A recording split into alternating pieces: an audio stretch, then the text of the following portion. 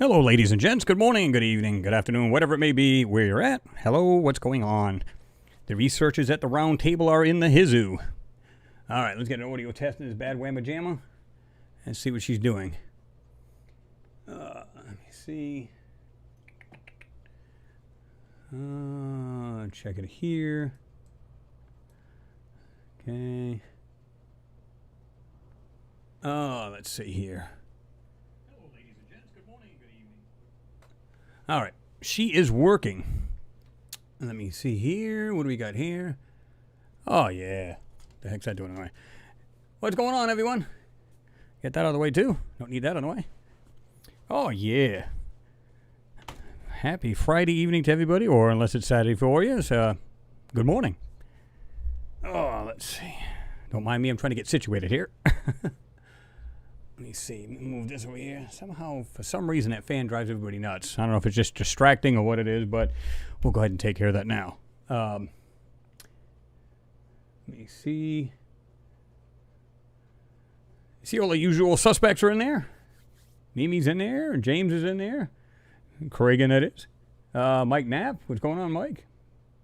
Dean Brazil's in there. Here we go. Whoop, whoop. Oh, yeah.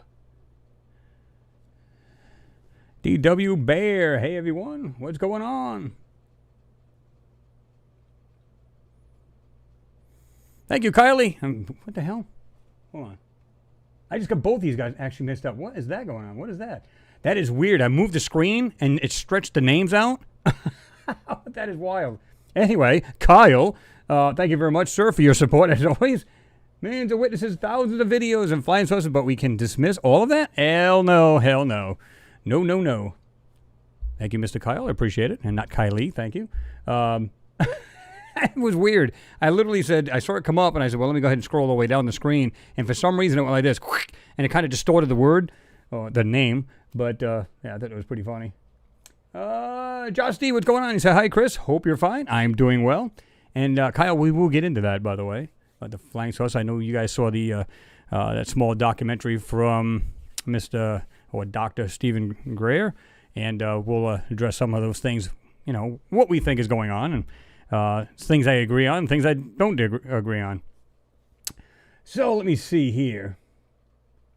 Renee Von Oosthout's in there. Luna Tech is in there. Phil C. Phil C. There he is. Was worried sound was messed up again. No, sometimes, but there is a delay. I think it's like 20 seconds, which is really weird. You think it would be that much delay, but there is. At least on your end. I mean, I can see it instantly when I'm actually on the air. I can see it instantly, no delay whatsoever. But, you know, uploading and then downloading, because I'm seeing what you all are seeing right here in this other computer. So it's like I'm actually watching like you guys are. So I see at least probably a 20-second delay in there, so you can understand that. Like sometimes we're watching or we're looking at like a Gigapan. I'll be going, yeah, guys, what do you think of that? And then all of a sudden I move along. You guys still think I'm there. That's why you're commenting about it and go, oh, you totally missed it. Well, that's because with the lag, but you understand. Great for all's in there. Let's see. Jean Ward, what's happening? Mr. Jean Ward's in the house. Good to see you there, my friend. Noodles is in there. I think I said James Cragen's in there. Oh, yeah. Limey Watcher's in there. What's going on, Limey? Good to see you in there. Rolando Alves. How are you this evening? Good to see you in there. Cameron, what's happening? I'm doing well, Cameron. I hope you're doing well. Let's see. Thing just jumped on me here. Erico Dion Viglione, I believe it is. My watch is going absolutely crazy. I guess because I had it leaning up against me, one of those Fitbit kind of things.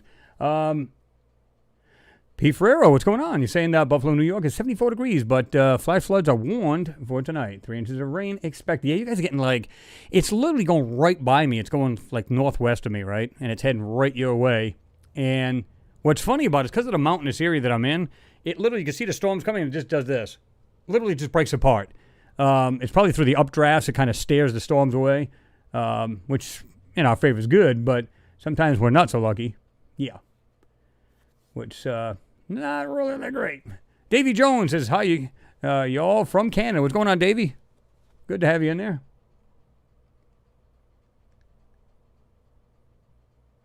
Phil say, oh boy, do I understand lag. Mona Gidlun, what's going on? Good to see you. And he said, hi, Chris. What is your topic tonight? Hi from Sweden. Well, we're going to be talking about, I don't know if you watched the documentary they put on there from Stephen Greer. Not to mention, we'll go over, if you want to, about the 67P, because I saw something else. And I know you guys seen a bunch of stuff in there. We're going to go over that because there's something I saw was kind of weird shaped on there where it looked like kind of a star base. Like it had like a shape of a star, like you would draw, a drawer. And it's there, and it has some other weird looking things. So I kind of highlighted that. We'll go over that as well. And some other things we had found, some things that were in space news and stuff. And whatever else you guys want to talk about. So...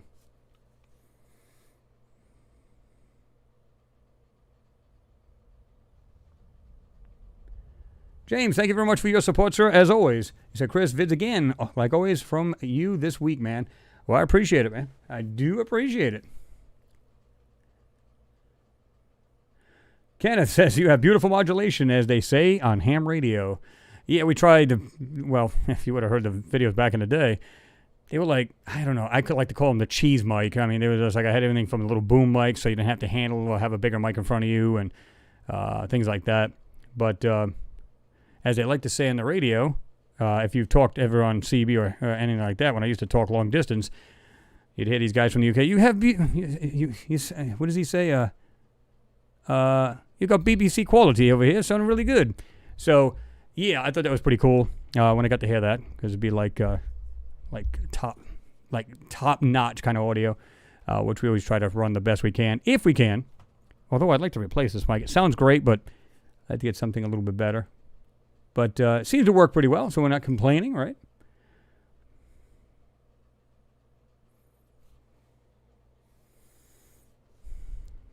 Len Peterson says, greetings from New Zealand. Hello, Len. You must be, what are you, about Saturday afternoon where you're at right now? Maybe even evening time?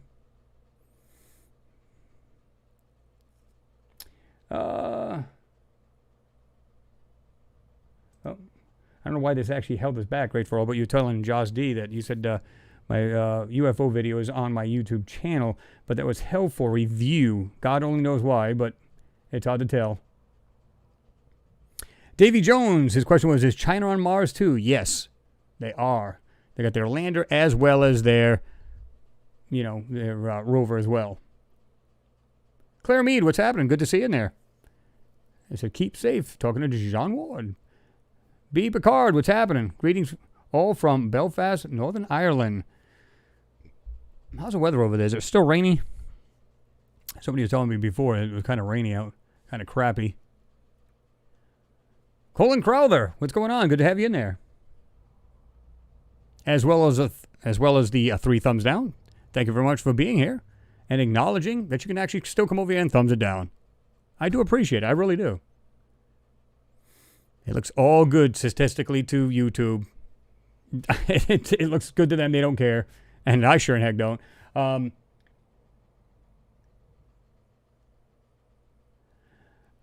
James, I see you talking to Mimi. You said over here in Ireland, the unvaccinated are being treated like crap. Sorry for the bad language. Well, the sad part about it is they're getting that everywhere, including here, because they're like, this is the reason why it's still going on. No, it isn't. No, it is not. If you were to never bring out that vaccination, follow me on this. If you were never to bring out that vaccination, everybody being vaccinated, everything else, if you weren't to bring out that vaccine, believe it or not, people would get it, they'd get over it, and it'd be done. It's as simple as that. You have an immune system to actually fight that off. Now, people say, well, yeah, but if you get it, you're more protected. They say that's true, but yet everybody that's vaccinated on a cruise ship still got it. Not everybody, of course. There wasn't a whole crew, right? But everybody that took that cruise, you couldn't take that cruise unless you were vaccinated, and yet still people, the good quarter that people went on that ship had it. Okay. So now they got the new strain coming through. They say you'll be protected from that. How is that possible when you can't even get protected from being vaccinated now? Don't believe the hype. I don't. I'm not saying it's not real, folks. Don't get me wrong. Don't get it twisted. I'm just saying that I don't believe what they're saying as far as the vaccination, how it can protect you. It is absolutely real. No doubt about it. Phil C., thank you very much, sir, for your support as well. He said, they tell us that life on Earth came from comets, but I don't think they meant it like what you've been pointing out this week. Well, it depends on how you look at it. If you look at the theory of panspermia, it's pretty much the same thing, right? Because they believe, if there was a catastrophic event, some people believe that there's a whole, meteor storm that came through our solar system, right? And that might have been what stopped life on Mars, or it was those nuclear explosions, right, that ended life there. But what they believe is, because they found these in Antarctica, they found meteorites from Mars, because they could tell by the composition. They know that it came from Mars, okay? So if there's a rock, a good-sized rock that actually hit Mars, and this ejector went out into space, came here to Earth, this is what may have started life on Earth. So we may be Martians, if you will. Now, they're talking about, I know what you mean by that, Phil, by the way. You could be talking about, water. They say water might have, comets might have brought water here to Earth. It'd have to be an awfully big comet. That'd have to be, look at the oceans we have here, right? So there's a lot of ways you can get life through other, meteors or comets or whatever. Because if you think about it, there's microbial life, whether it's, sometimes, they found it was fossilized from the ones from Mars, right? And these were found in Antarctica, I believe. So now you got the ones that are maybe dormant, and of course it crashes here on Earth, and then somehow it thrives, it lives, and then of course starts life off here. There's many ways that a comet can actually bring life to Earth, right? What is your theory on it, Phil? Do you believe you've heard something else? I'm sure I've heard of it, but yeah, let me know. And again, thank you very much for your support, man.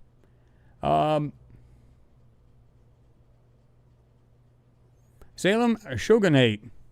Shogun. Yeah, well, it's Shogunate, yeah. Yo, what up, everyone? What's going on, Salem? Is that Salem, New Hampshire, or is it Salem somewhere else? Arts and Crafts, good to see you in there.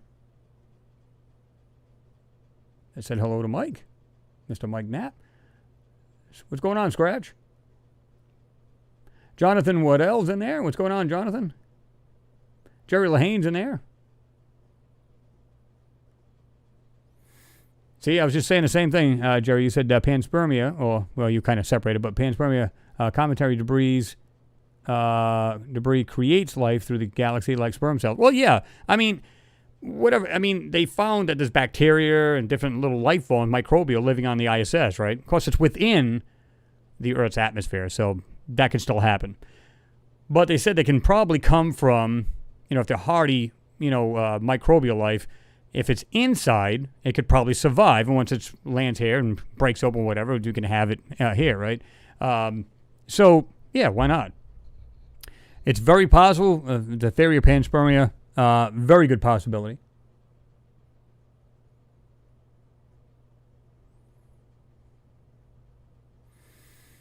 Pete Ferreira said Australians are angry over COVID-19 precautions again. Yeah, it's like every time you turn around, it's like, repress. It's getting better. Repress. What is going on here? I understand the cautionary thing. I get that. But, they say, well, this is even worse. How is that any worse? You catch it, you catch it. I don't understand how it could be more aggressive. In other words, if I'm near somebody who's got it, let's say the original strain or the new one, okay, I'm going to catch it the same way I would the other one. Now, if they say it's more aggressive as far as in the body, I understand that. But like I said, it's like if you got a good immune system, you're going to get it and you're going to get over it. You know what I mean? The vaccine can help you, especially a lot of people say, well, I got to get it because I don't want my mom to get it, my dad, they're elderly, and plus maybe they're up there in age, they need to get it as well. There's good doctors out there that tell you vitamin D, vitamin C, just to protect yourself and increase your immune system. And if you got a good one to begin with, then you can give it an extra boost. So if you do get it, it's very mild. Now, if you remember, they were discrediting, so, vitamins ain't going to work. Bull. There was areas over in the UK that were doing it and fighting it. So, yeah.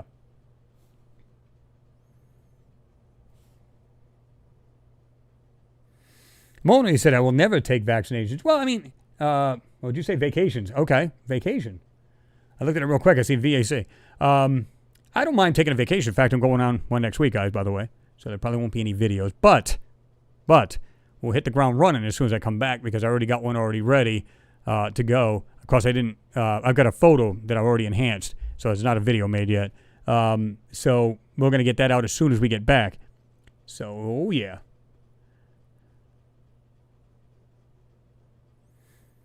Luna Tech says, no vaccine and don't be fools. Well, like I said, I'm not going to tell anybody not to get it because that's you, right? Do you. If you feel you should get it, you should get it. I'm not going to be the kind of person, oh, no, don't get it. Fear-mongering and all that other crap. I'm just saying my personal view, I will not get it. I pretty much already had it when it started off. I think I had it twice, in fact, and managed to get over it, okay? So now they say, oh, the antibodies only stay like, maybe 6 months in your body, blah, blah, blah, blah, whatever. Then if you got a good immune system, you already hurdled that one, there's a good chance you'll hurdle the other. And if you're not being overly stupid, if you will, like going out into public and everything, just use precautions like you should. Try not to be in a big group of people and so on and so on. And you'll help yourself a long way. And plus, support your immune system. It helps.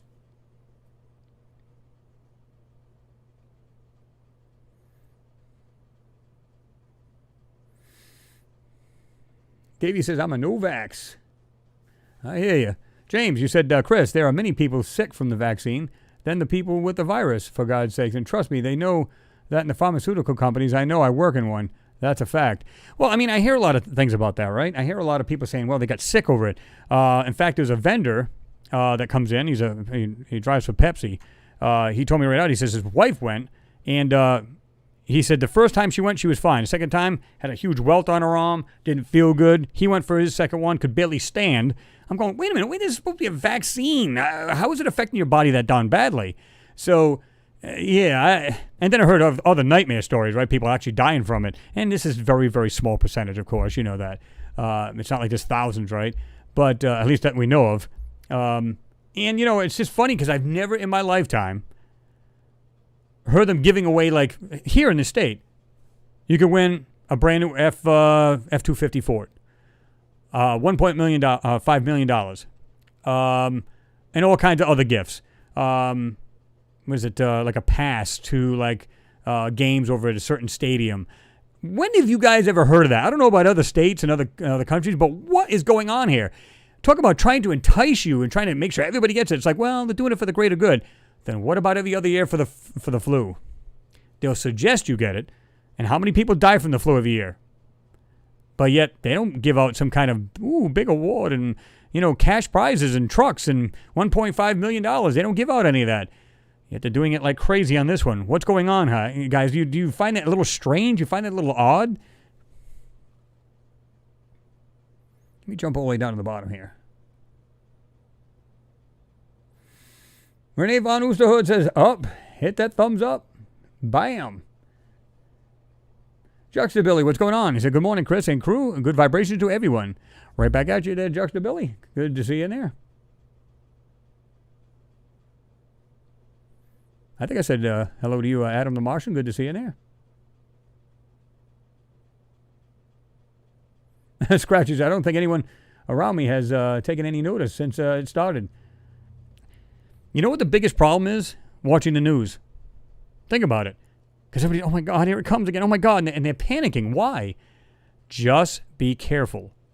If you feel you have a weak immune system, take something to support it. It will help you greatly. So if you do get it, there's a good chance you'll still overcome it and you won't have any issues. Even if you're older. You know what I mean? Just be careful. And if you should want to get it, you should get it. Don't let anybody steer you otherwise. Les Sweet, what's happening?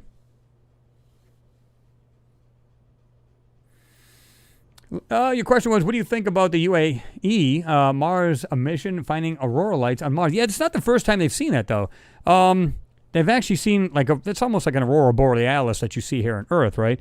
And, of course, they're going by the same thing that happens here on Earth, where, it's like a lot of times it's around the poles, though, right?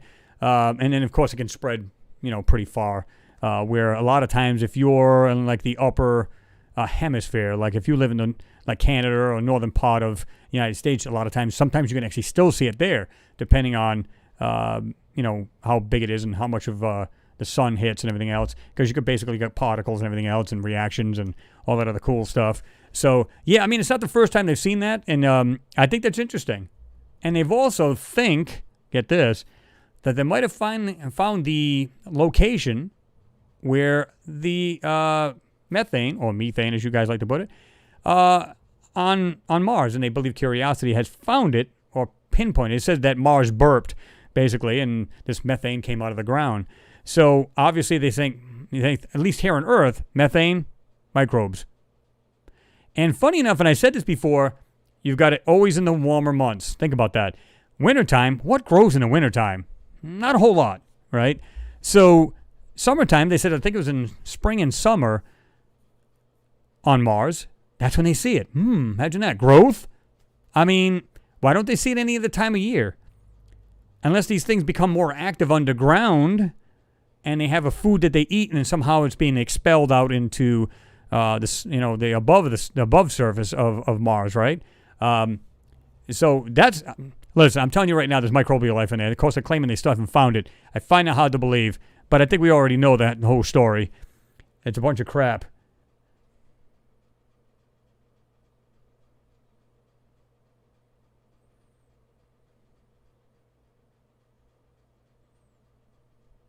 Thank you, Claire. You said, hope you have a great holiday. Well, going on vacation for the week.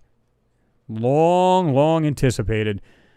I've been through all that crap, as far as COVID, worked straight through it. We had ice storms here. Nobody come in. I'd open the whole darn store up. And if any trucks came in, had to empty those. So, yeah, a lot of fun. So there's people that wouldn't even come in, and I don't blame some of them. I mean, some of the hills I come off of like this, guys. There's no way. Nobody's going to take the chance on a sheet of ice on a hill like that, right? So I don't blame them. I'm definitely with them on that. I wouldn't. But I'd come in, and I have regular street tires on my car, and I could feel that thing just, traction control was the only thing keep me on the road. And yet I still went to work and opened it up and fired everything up. And if somebody made it in, if I had to go get them, I'd go get them, bring them to work if they were a cashier or whatever the heck it might be, and just bring them in. Long overdue. Trust me on this. If I don't, my head will explode. Let me jump down here again.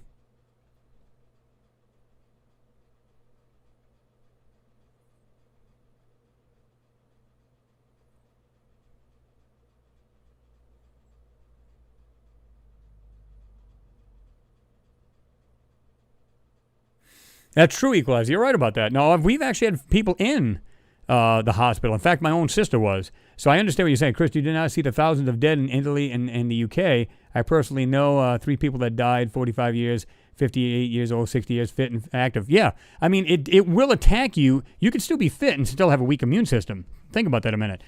I know people who are the same way. Completely boom. I mean, they were just jogging every day, eating the best foods, the whole 9 yards, and end up in the hospital. Didn't die from it, but still ended up in the hospital. One guy was in there for like 6 months. I'm like, good Lord. So that's why I'm saying it's not fake. I don't believe in that. It is the real deal. But I think, like I said, if you believe that you should get it, you should absolutely get it. That's just the way me personally, I won't. I've had it a couple times. I've been through it. It's not fun, but got through it. Like I said, as soon as I knew I was starting to get it, of course, I always have like vitamin D anyway. It's just one of my vitamins, vitamin D3. And then what I do is I'll take vitamin C, 1,000 milligrams in the morning and one at night to try to support and strengthen the immune system so your body can fight it off. And there's a lot of variances too. You know that as far as like how people can be easily taken over by this. It has a lot to do with the way your body's made up. I know this for a fact because I know I read an article on if you have an alkaline body or an acidic body. If you have an alkaline body and it's closer to 7.0, there's a lot less chance of you getting cancer. There's a lot better chance, a lot less better chance, I'm sorry, a less chance of you getting cancer as well as a lot of ailments. People who actually have an acidic body have a lot better chance of getting cancers and all kinds of ailments. So a lot of that has to do with your body itself. I know mine was at 7.0, was right at the max. That doesn't mean you can't get sick, but it does mean you have a lot better chance of fighting it off, right? So I understand what you're saying, Equalizer, because I know for a fact I've had friends in the hospital as well. And I know people that were close to my friends that had passed on. So it's not a joke by any stretch of the means. That's why I tell people, if you think you need it, maybe you're trying to protect your family, you should get it. 100%. I particularly don't believe that it's going to help you. Here's a good example. China. They wear masks all year long. Smog, fog, the whole 9 yards over there in their country. And yet they still got it. It exploded over there. Did the mask help? No. And I can almost promise you a lot of these people who have gotten it, the vaccine, some of them got it 2 or 3 times. Some of them were hospitalized and some actually died from it. So, again, it has a lot to do with genetics and the way, how good your immune system is. There's a lot of variances, you know what I mean?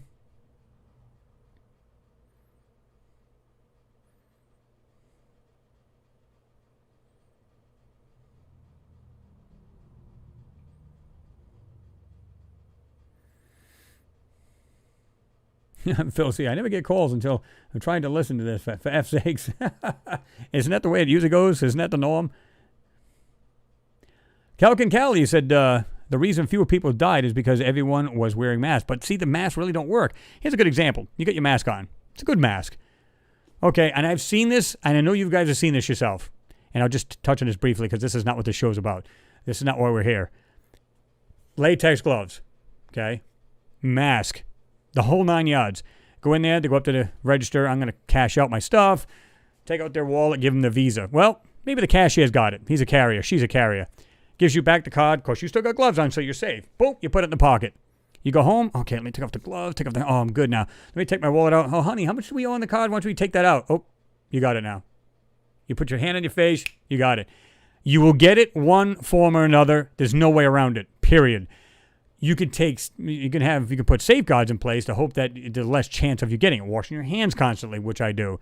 And try to not be around huge groups of people. Helps greatly. But if you're in somewhere, the mask ain't going to do anything. The mask, you breathe, it goes right through you can put that, how it's got that little clamper on your nose? You can do that. But sometimes you can feel it coming through the side of your face. It's never 100% sealed. Come on. You're going to get that one way or the other. Now, will it help a little bit? I think if you're wearing it, and you have a cough, and you cough, less chance of it going outward really quickly and out as far, because it basically the mask will stop that. That's the only reason why I think a mask is a good thing. Yes, Equalizer, I'm the same way. Let's get back to Mars.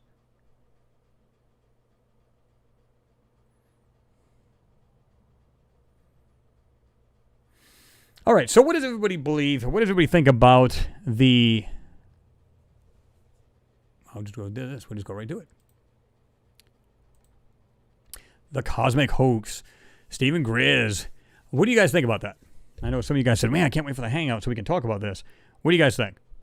BS? Well, pretty cool. Do you think it tells the truth? Just wondering what your take on it before I actually give you my take.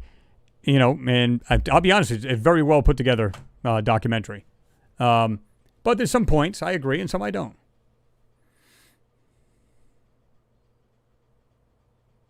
All right, Cameron, you said told me to have a good weekend, Chris. Got to eat dinner with my family. Stay safe out there, Chris. All right, Cameron, thanks for being here. Have a great dinner with your family. Have a good weekend there, right?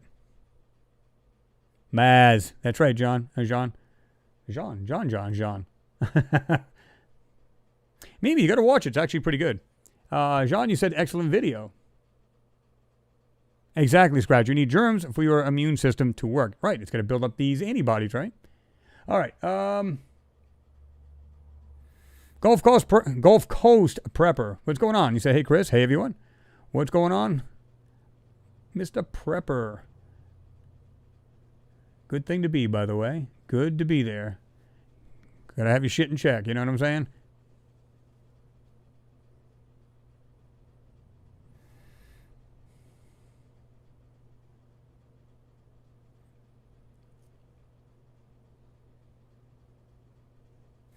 Yeah, exactly, Culkin. You said, let's talk about the real conspiracy. What are we going to do when the fake aliens arrive? Yep. Equalizer, you said, I watched it. I think it's the truth. Juxtability, you said a bit of both, I think, Chris. Disclosure TV, yeah, watch it when you get a chance. Really, really good. I think it was put together very well. Josh D said, BS, my position on Greer is clear, well produced, but shows he's a bad character. But still stays out of discussion. Love you. Well, no, I mean, to me, it's not even about him himself. It's the actual information he's bringing to the table. Now, like him or hate him, it doesn't really matter. I particularly don't hate the guy. The only thing I've ever said was I think a lot of the people who are doing these particular things tend to embellish a little too much. Now, that doesn't mean I don't believe what they're saying, but you also have to use your own critical thinking mind, right? Do you believe that's true? Do you not believe it's true, right? And if you've done other homework or heard others talk or touch on the subject, then you put it all together in your own mind and say, okay, maybe I'm on the fence. So you'd be 50-50. Am I 80-20? You know what I mean? So that's what it's all about. It's about seeing, hey, you know what? I think it's good. I think it's crap.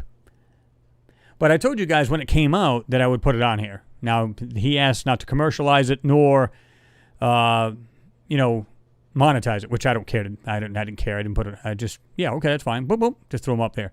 And I said I would bring it to you guys when it came out. So I think it was like a couple of days late on that. But either way, I said, let me get it on there. And somebody had stated on his page, on Stephen Greer's page, it said, you know what, I tried to find this darn thing. I could not find it anywhere. It's not even posted. This is the reason why he's trying to have everybody who does any kind of this kind of work or anything like this, got to do with space, to post it, because they're not suggesting it in the right-hand side on your suggestions. On the right-hand side, like you can see on mine, you can see it right there, all on the right-hand side here. And that's what I'm saying. It's like, so I said, yeah, I'm going to post it second I get it. Now, again, you could be torn on this, right? Mike Knapp, you said 50-50 on it. Cool. Colkin, you said, I think it's a real problem. Cosmic hoax.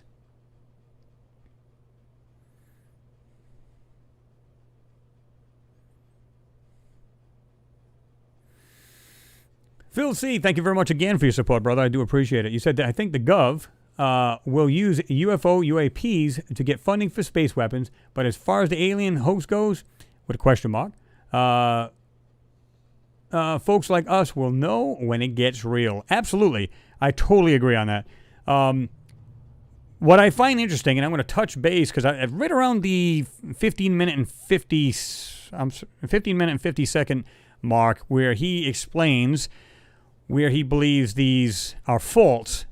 And I've already said these, and I've never even watched any of his videos, never watched anybody else's. It's just my conclusions I come to, and I've already touched on a lot of these points. He made 5 points. ETs are demons. I believe absolute false. It's all interdimensional and not extraterrestrial. False. We don't have man-made UFOs. False. Aliens are abducting people. That I'm kind of on the fence about, because there is actually people who have been abducted and who have taken actual lie detectors and passed them with flying colors. So that one, I'm not agreeing on that one. Aliens are a threat, therefore we need to build weapons in space. False. I don't believe that either. And they keep hinting on it. And they were talking about Elizondo. Imagine that. He was talking about just him alone. Well, not just him. There was Mr. Pope in there, and other people as well. I think it was Nick Pope. Where a lot of these people, and they were saying that, he's saying they've been lied to themselves, and they're just going by the information that was brought to them. And, of course, now they're just conveying it. But, yeah, I mean, if it's just a disinformation machine, what good is it? I mean, it's silliness. No way, no how, aliens are a threat unless we were a threat to them. In other words, we went to their planet, messed with them, tried to blow them up, whatever the case is. Here's a good one for you. Let's suppose that this false thing, you'll like this, maybe you guys thought about this yourselves. What if this is they're working their way towards, hey, if we say we have an alien invasion, right, and then wait a minute, not only did we track one, we tracked one going back to Mars, and now we believe that they are a threat, so we bombed Mars. Then they'll start to show real photos of what's really on Mars.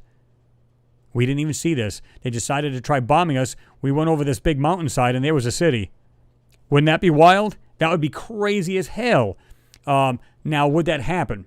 Chances are not. But would that not give them the green light to say, ooh, this would be a perfect way to segue right into this, and we can actually show the real stuff? Again, I don't believe they would because there's technology involved. I don't believe that would ever happen. But I thought about this. The first thing that came to mind because I was thinking also, what about the moon? We tracked it back to the moon. So therefore, we're going to bomb the moon. So maybe they have another agenda, and what's their MO to do that? What are your thoughts on that, guys? Have you thought about the same thing, or do you think I'm way off base? And what's your ideas? Mimi, your question was, are we a danger to them? I don't believe that we are, because here's the thing: it's like going out into a schoolyard when you're young and mess with the biggest person you can find, because they're going to retaliate and probably crush you. So if they're more advanced than we are, why would you even take the chance? So I don't believe that we're a danger to them at all. And I think they look at us like infants and going, oh, look at these little fleas. They're fighting amongst each other. I don't believe that's the case at all. I don't believe we are a threat. I don't believe they are a threat. Just my opinion. And, of course, I want to hear what you guys got to say as well. Because I believe, I've said this a million times, if they were evil and they wanted this planet, they would have taken it a long time ago, especially before we became a lot more advanced. Think about that. Why would you wait until the enemy got stronger? You would take them out as soon as you could if they were weaker. Kind of like being in the octagon when you're fighting, you know what I mean? MMA fights.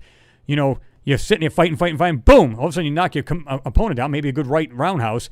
What do? Boom, ground and pound. You don't take the chance and wait for the guy to get back up. No, you pummel him.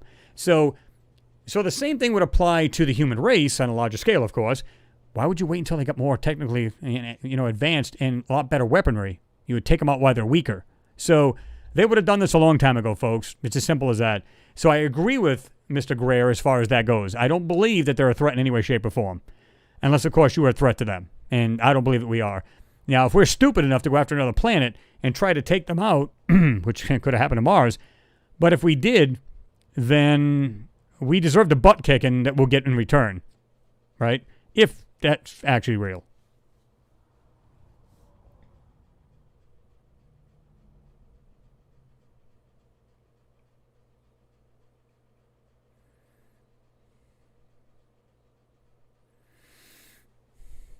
Maurice Faulkner, you said demons are fallen angels and don't need spacecraft, only witchcraft. Well, yeah, that's true. They wouldn't need anything like that, right? Yeah, exactly, Scratch. You said the threat is their reasoning for funding. That's simple. But you need your brain removing before believing it. Pretty much, right?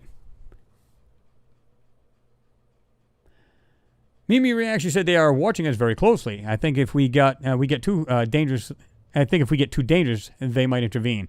Well, like it says, they've been known to go over missile silos and shut down a whole base. There was one. What did they say? There was the missile that they were going to send to the moon, and I don't know if they were trying to find out its composition. Think about this a minute. I think they believe that the moon is hollow, and this is the reason why they were going to send something up there, which they actually did. Remember the two twin crafts that they sent there? They both had warheads on them. Remember that? And what they did was they sent one. Well, actually, one did. I'm sorry. One went first. The other one followed behind. Once the one with the warhead hit it, it would then all the particles would come up in the air. If there's water vapor or anything out, it would actually basically sniff this debris coming out, and it would be able to tell, and then send the information back and then crash. It would do the same thing. So what was that all about? And I'm almost positive I covered that way back when, because I said there was structures in that area. Because you can see it actually get closer. And once it got a certain distance from the lunar surface, it looked like there were structures there. So it makes you wonder what the real reason for that was, right? But like I said, and from what they were saying in there was that when they were going to actually send a missile, what happened was there was something that followed it up there. There's a UFO, and pretty much just either detonated it or just disarmed it, and that was the end of it. I don't remember seeing or hearing about that, but that's what was said in that documentary, right?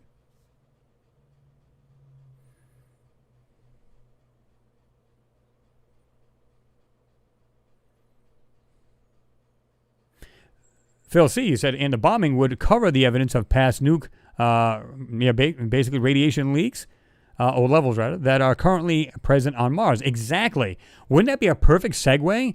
And then we can go, hey, listen, we don't even have to cover this up anymore. We can literally just say, listen, this is what we found. We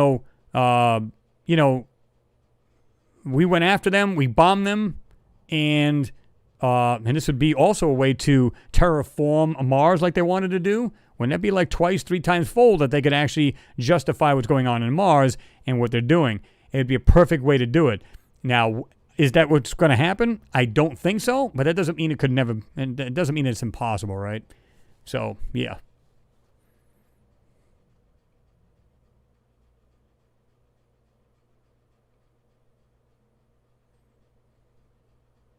I don't know, Lunatic. You said Greer is a part of the false. He is a faker to the bone. I don't know about that because there's a lot of things I've seen, and there's another thing I'm going to get. Another point I'm going to make is that a lot of things that he talks about, from what I've studied along the years, is I believe he's spot on.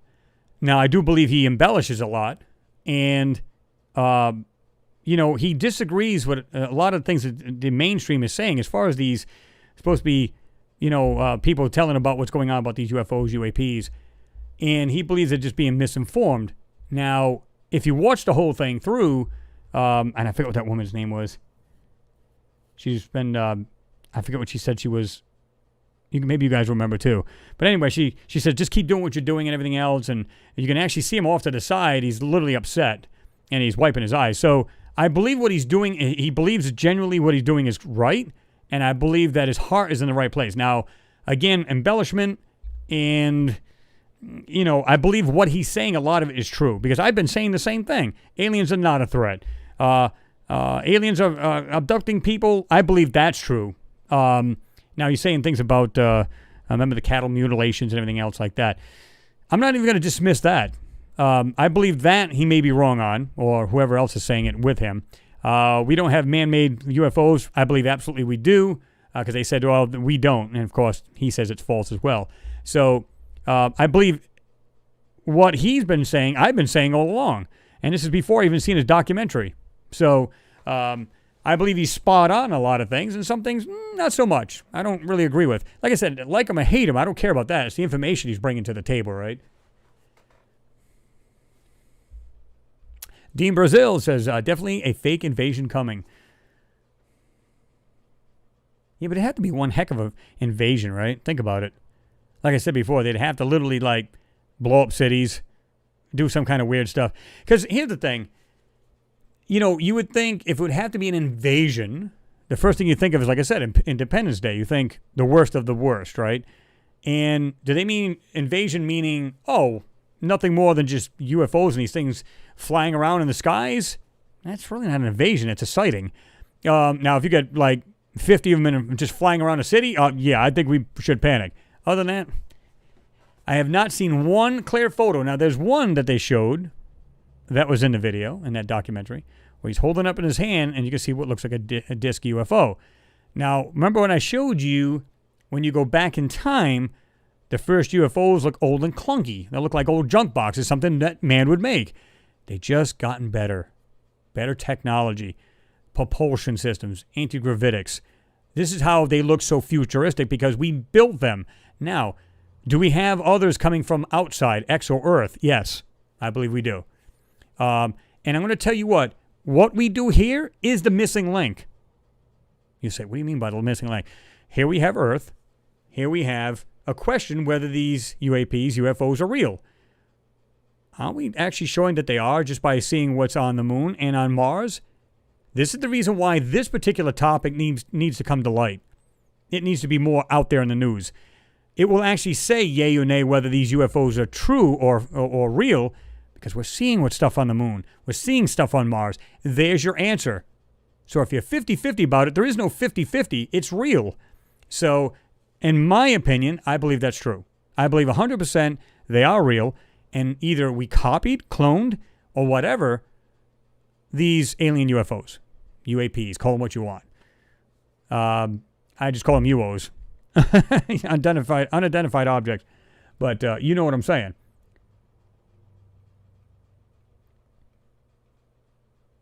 Louis Longbeard, thank you very much for your support, sir. It is appreciated. You said War of the Worlds hasn't started yet, so we're here to live another week. Hey, Chris and chat. Hope everyone is well. Have some lunch on me. I appreciate it, Louis. Have yourself a good one as well. I know you're still going to stick around, but I do appreciate it. And like I said, I don't know why they're trying to start this fair. Like I said, if there was going to be anything happening, it would have happened a long time ago. Come on, as long as people recording information, and I mean even ancient people, right? They were saying, they spotted things in the sky. They're talking about their overseers from the sky, things that come out of the sky. They have like drawings depicting what look like aliens and stuff, and on their back and on their head, what look like helmets at times, so on and so forth. This would have happened a long time ago. So this is the reason why I don't believe that they are any kind of problem or anything to worry about. And again, if you're that sophisticated, wouldn't you make it so quick that this planet wouldn't have a prayer? Think about it. Here's another thing to think about. Let's say you're from, another constellation, and you're like millions of miles away. You could come to Earth. Doesn't mean you can breathe on it. Doesn't mean that you could live. Your biological makeup may not be able to live on Earth, just like we couldn't live on other planets. So that doesn't mean they're going to come to take the resources. Maybe they don't need anything we have here, or they just can't simply exist on this planet. Unless, of course, they build dome cities where they can put their own atmospherics in it. That would work. Other than that, what's the point? So, again, I don't believe that they're a threat. And if they wanted to snuff us out, they would have done this a long time ago. And they could have been like this quick. I mean, I'm sure there's different ways they could figure out how to kill off a population a lot better than we can. A lot more efficiently, right?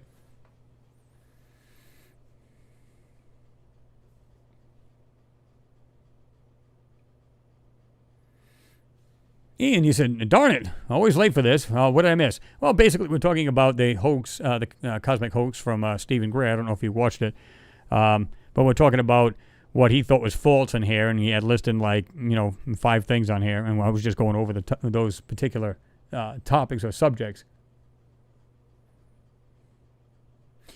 Phil Cox with daughters Jessica and Kelsey Brown. What's going on? Good to have you in there, man.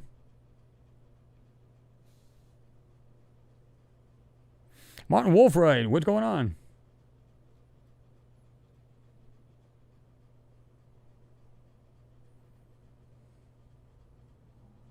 There you go, Scratch. Maybe they found oil, LOL.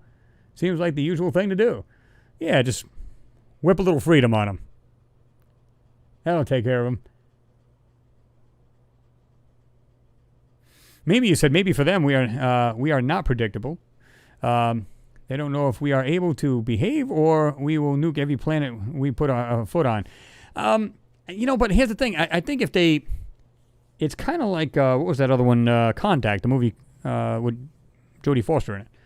Where, you remember in the beginning, they had, you can hear all of the radio and TV transmissions going on. So if they're able to do such a thing and listen to our broadcast, whether radio, whatever it may be, it could be anything that throws a radio signal, right? If they're able to do that, it seems to me that they pretty much know everything about us by now, right? So that would be my guess.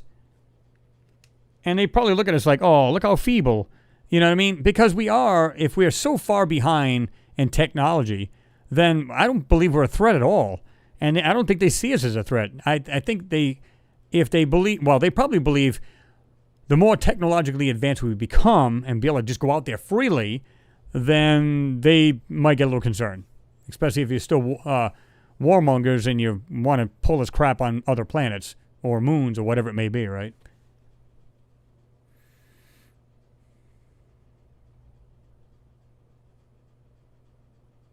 Mags K says, wild week, guys. Phew, made it. Hope you are all well. We are. I hope you are well as well, Mags. Good to see you in there. Yeah, it's been a really wild week. But like I said, vacation come next week.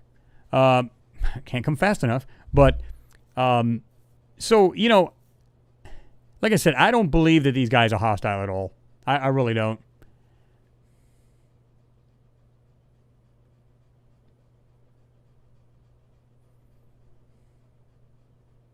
Maybe one thing for sure, they love our cows. Not like a good side of beef for supper.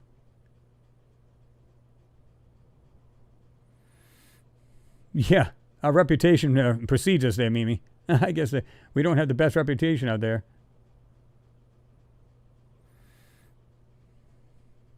Matthew Luce. Say hi, Chris. Sup, everyone? What's going on, Matthew? Nicholas Pappas Sr., what's happening? He said, hello, everyone. Hey, Chris. What's going on, Nicholas? Hope you're doing good.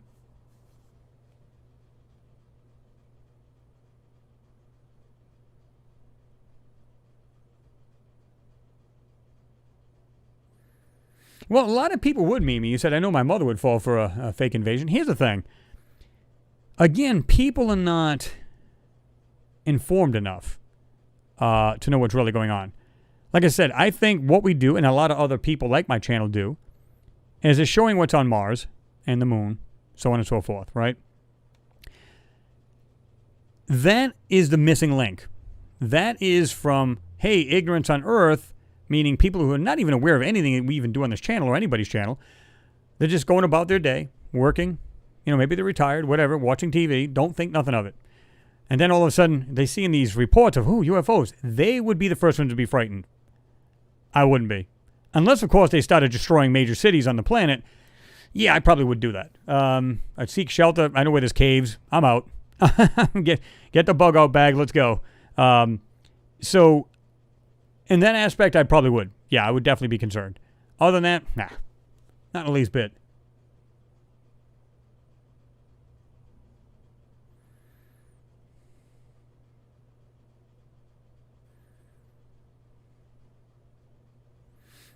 Nicholas Pappas, you said the invasion already came and went. They abduct and do whatever they want to us. Well, here's the thing. A lot of them said that they were basically doing tests on them. Maybe they wanted to see what made us, our bodies were made up of as, right? Of course, there's crazy stuff like saying, well, they're taking, they're using, women to have, using the embryos, or they're using to have, like, hybrids, babies, and all that. I don't know about all that. Now, I can see them doing testing, maybe. And of course, some of them don't sound too good, like Fire in the Sky, right? When you heard that movie was actually pretty good and kind of scary at the same time. So you can understand why people would be really freaked out, because every time you hear anything about aliens, it's always destruction, except for Contact. Remember when she actually goes through that portal, which the other people that were doing the test did not see that. Well, not the test, but actually watched. They were basically saying, you're not ready yet. So we've been doing this for millions of years. They're traveling and stuff. You can see them going through like these wormholes and stuff like that. And they said, you're just not ready yet. But in time you will be. And they said, we've been doing this for millions of years. How do we know this is not true? That's the only one that says, well, they weren't evil. They weren't coming to kill us. They were basically sending a message by sending these blueprints, right? So when they got when they were contacted, I thought that was a really good movie. And they saw the sub-carrier and sub-information, and they said, okay, Hitler? I mean, they were just kind of freaked out, right? But really good movie. Doesn't mean they're evil.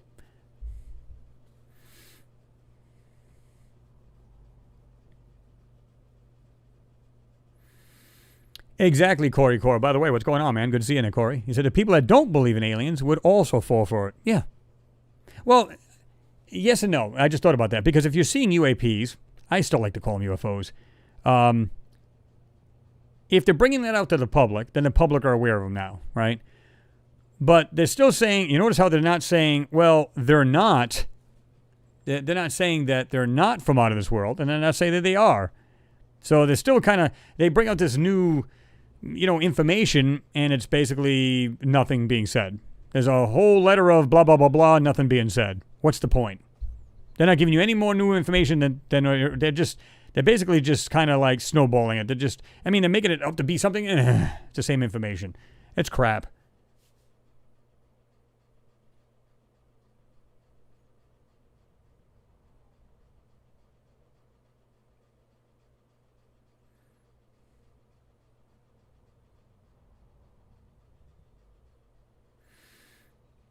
Ian, thank you very much for your support, sir. It is appreciated. Your question was, do you think the TTSA guys, like Luis Elizondo, are disinfo or legit?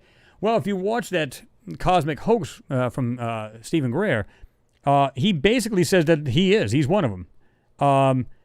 Because they're making, if you really think about it, look at the way they're hyping this up, right? Oh, yeah, they're in our skies, so therefore we have to be really cautious and this, that, and the other. Again, why? If they had clear photos, and I've said this before, if they had clear photos, I might believe them. But they don't. They're infrared, night vision, all kinds of different other things, but a plain, simple photo. It doesn't make any sense. Remember the triangular UFO? And I think somebody was asking about that. I was saying something about this earlier in one of the comments, but it jumped on me here. Remember when they showed the triangular UFO, it had a strobe light on it, meaning like a passenger plane. And you notice how it's out of focus to make it look like it's a triangle. Stop it. Stop. Show me a real, authentic UFO, and I might jump on board. Until then, I don't believe it. Now, do I believe that there's actually UFOs out there? Yes. I believe we're part of something huge and galactic. I believe we're part of something special, and we're so stupid we can't even see it, and we're just throwing it away. It's like all your neighbors go, oh, welcome to the party, man. I'm glad you guys moved in the neighborhood, but yeah, F you all. I don't care. Keep to yourselves. Wrong. It's a bad thing to do. And I think that's a problem. And until we all wake up and start recognizing each other as a civilization, as human beings, instead of fighting amongst ourselves for the dumbest crap, I think we'll do a lot better off. We'll actually be recognized as part of the neighborhood, if you will. So until then, not going to happen. But again, Ian, thank you very much, sir.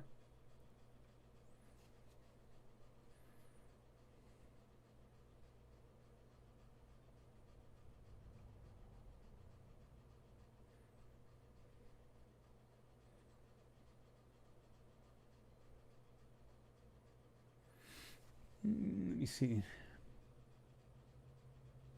Jean Ward, you said, using the term UAP negates everything about UFOs research since the 30s. The UAP crowd is only pushing the recent military sightings. Exactly. Why aren't they going way back? Doesn't make any sense. You know, like I said, when you go back to it, and they talk about this back in the 30s and 40s where, remember that woman, she had like a blue dress on. She had white hair, gray hair. She worked with Von Braun. They kept saying Von Braun. I'm seeing Braun there, but whatever. We all know who we're talking about here. And she was saying I worked side by side and had a picture of her and him together in a photo. And she's like, well, I just found out about it. I don't believe that she just found out about it because I'm sure Von Braun already knew this. He already knew this. Because I forget what she had said about his deathbed, but he's kept saying, there's going to be, one of the things he did say was that there's going to be some kind of fake alien invasion. But you think he already knew this because he's probably looking at the night sky, looking through telescopes, and I'm talking about major telescopes, that he probably knew exactly what was out there. And this is the reason why pushing these rockets to get them made and get out there into space. That was one of his things. He wanted to get out there in space and, just basically be spacefaring, right?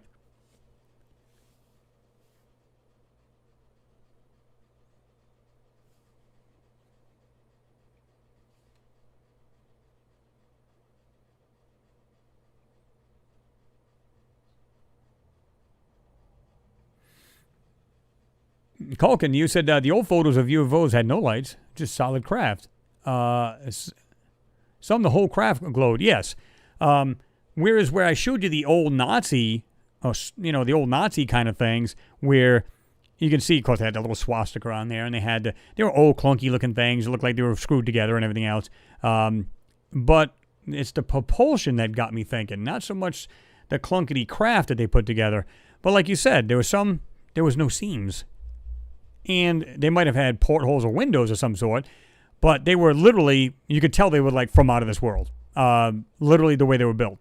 And this goes back, way back before, what they were building. In addition to that, we also had, like I said, ancient civilizations depicting these things through drawings, carvings, whatever. So this has been going on a long, long time ago, long before we started building these things. So who knows? Maybe they found these things. Is it possible that maybe some of these things were buried in the dirt and we happened to find them through like radar?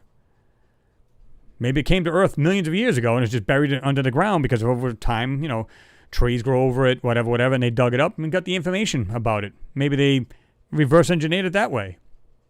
I mean, I don't know that, but I'm just saying. Speculative, but the point is it a possibility? Sure, I think so.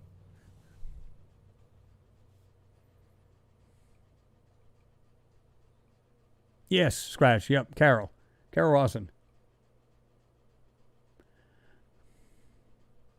Yes, Nicholas, you said, yes, they had paintings of it, and you also said Foo Fighters, yes. During the war, they had them glowing orbs, where they said I call them Foo Fighters, but, and if you guys know, I think I've said this before, where the actual group, the Foo Fighters, came up with their name was because of that. It was because of the glowing orbs during the war, where you had them prop planes and stuff like that flying around, and these orbs were flying around them. But that's where they actually took their name from. Stephen Wagner, I don't know if I said hello to you, but hello. Good to see you in there. Mike Knapp says, sorry guys, got to go. Work early in the morning. Have a good night and weekend. You do the same, Mike. Good to have you in there, and thanks for being here. Have yourself a good weekend. Don't work too hard. I got to work too. Day before I go on vacation. That sucks. But it is what it is. We'll take it. We'll do it, right?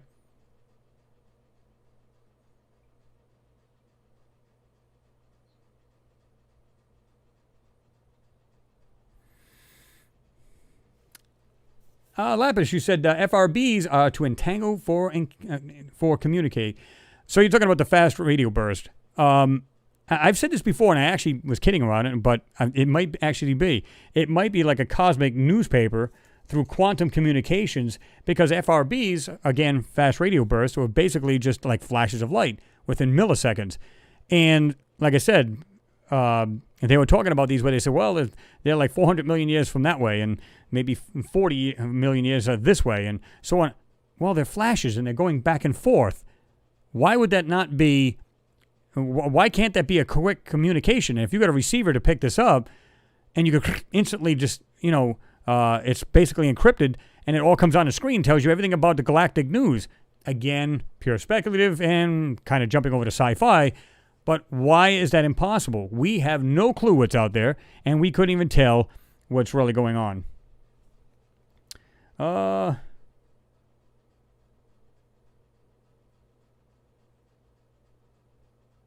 Okay, Richard. Yeah, I'll read it after. He was just saying, that's what I think about UAPs, but it'd be too long for the super chat, which is true. You only get like 200 characters, I think you can put in this, so yeah. But yeah, we'll check it out after. Somebody else was asking me too about, they wanted to, support the channel through here, and they couldn't get it to work. I said, well, that's why I got that up at the top of the screen, pinned at the top of the screen for the PayPal if you wanted to do that way. Somebody had asked me that through, through Messenger. And I said, oh, yeah, how do you do that? I tried to do it through Super Chat. I couldn't get it to work. I guess some people get it to work, some people can't. I don't know. But I told them that's the reason why I leave the link up there for the PayPal me type thing if you want to do it that way. Either way, it's greatly appreciated. You guys know that. Valerian, the Mac 3, what's going on? What is happening? Third Eye Open's in the house. What's going on there, Third Eye Open? Matt Patterson, the SR-91 Aurora is what you guys were talking about earlier. Well, that's what they want you to believe. But again, that triangular one was out of focus.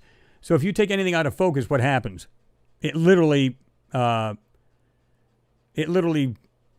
doesn't take on. It doesn't have a definitive shape. In other words, let's say you were doing a standard airplane, just flying the air, regular passenger airplane, and you were to blur that or take it out of focus. What happens? It almost looks triangular, and that's what I'm seeing. I'm not seeing a actual UFO. Again, we have the lights to strobe on the thing, so clearly that's not a UFO. They're not going to do that. Phil C., again, thank you very much for your support. You said, Chris, Bob Lazar stated that he thinks the craft he worked on was ancient and was probably dug up somewhere here on Earth. What I just say, too. And that wouldn't surprise me. Because what if they were here long before we were? And I said this before. Our solar system was in a totally different part of the universe at one time. And at some point, maybe some of these civilizations, our solar system was closer to theirs, and they could lily pad over from these planets onto ours. And maybe they had their home throughout our solar system at one point millions of years ago. How do we know? And because these things are buried, we just recently found, we have radar, and that this is the reason why we're finding these things, just like we're finding these ancient structures here in the Amazon jungles, different countries and everything else, and some in desolate areas, and we're finding these things. So is that possible? That's the way they found them, these UFOs. Very good possibility. How do we know? I'm not going to rule it out. Again, Phil, thank you. Jerry Lahane says, conspiracy theory says that the aliens lured Hitler into total confidence the Nordics would supply super weapons. It was a dupe who swallowed the bait. Oh, okay. Well, yeah, I'm not sure if I believe all that, right? But Hitler actually traveled the world, even to India, to try to get this information. Talking about the Vimanas and all of like their craft and everything that they talked about in the Mahabharata and the Vedas, where they talked about these Vimanas, and he wanted this information, but he traveled all to these countries trying to get this information. Now, did he finally get it? And this is the reason why they were ahead at the time? Don't know.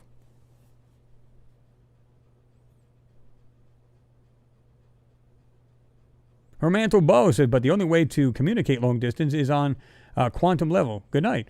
Well, yeah, I would think so. Now, again, a flashing of light, which we can put like tons of information in light, right? And if it's that quick of a flash to send it out, and if it is information laden, where it's got all kinds of like sub-information, all kinds of like gigs upon gigs upon gigabytes or terabytes of information in just that one flash, and you got a receiver, and it just brings it right up. Okay, what's going on today in, what's going on over here? You can literally do all that and just get the information, know exactly what's going on throughout the universe. Who knows? They say, well, it's nothing more than, something from, maybe a distant planet, maybe it exploded or whatever, or some kind of supernova out, or some kind of crazy stuff. But they always rule out anything to do with aliens. You ever notice that? Every time. I'm not saying everything is aliens, because that would be wrong too, right? Works the same way. Could be either or.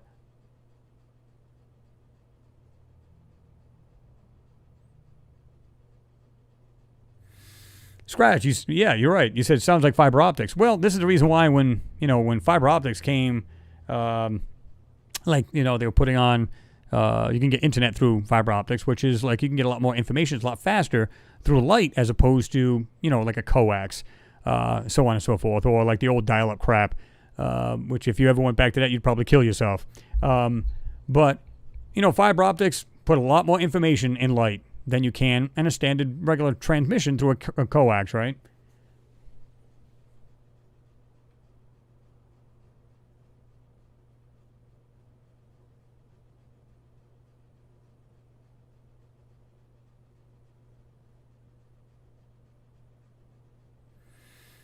Josh D, yeah, I remember that.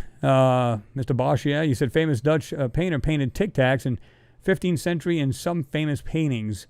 Yes. And some of them are in them ancient cathedrals. I think that's what you're talking about, some of them too, where they had like this little dog and this man looking up and they could see what looks like an orb type thing. And I think it was behind the Blessed Mary or whatever it was. Yeah. Scratch, you also said communication and for power transmission. Yep. Pawn's game. Very compelling evidence, Chris and Jean. Hopefully, we're the solution, simply working out the bugs. Yeah, I mean, I truly believe that at some point, it'll come around. I do.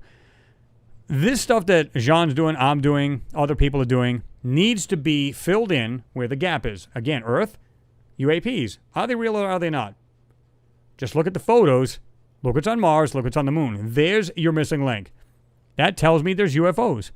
If you have things on the moon that aren't ours, and things on Mars, by the way, wait until you see this photo I just pulled up. It's from the new, it's from Perseverance, and I've got one from Curiosity as well. It's literally, they landed in an area where it looks like there's all kinds of these structures and machine parts again. But I'm starting to believe these people on that planet were a lot smaller than we think. And I don't mean like this big, like half an inch, but inches tall as opposed to, or a foot tall as opposed to our height. And you'll see what I mean by this new photo coming out. Again, they made it look like it's completely flat, nothing there to see. Bull. Wait till you see it. It's pretty cool. But yeah, I mean,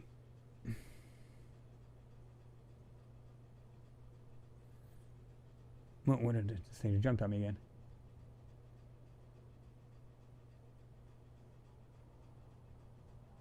But yeah, at some point, like I was saying, we're gonna have it'll come about. Yeah, we'll be able to fill in the gap, and that's gonna prove that they are in fact real. Somebody built that stuff on there. Somebody built the stuff on the moon. And if it was us millions of years ago, and again over a course of time, Earth had a great cataclysmic event. Pretty much almost everybody died off, started up again. Civilization got technology a little bit better, a little bit more advanced. Got killed off again, almost to the point of extinction, came back up, so on and so forth, till we are where we are today. We might have been more advanced thousands of years ago. Who knows? Again, pure speculation because there's no way to vet that. But a lot of ancient civilizations believe we are in the fifth cycle. So, and they say we had cataclysmic events. So it's a very good possibility that's what happened. And maybe it was ours thousands of years ago. But who knows? It'd still be equally awesome to be on the moon and see this and go, oh my God, this is made by us. Or would we even know that? Would have been known as the USA back then, or, something different than the Soviet Union or Russia or whatever. You know what I mean? We don't know.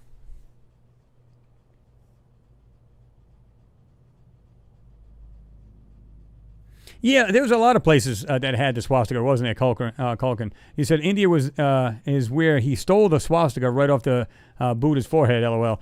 Yeah, it was in another place too, and that's why I don't.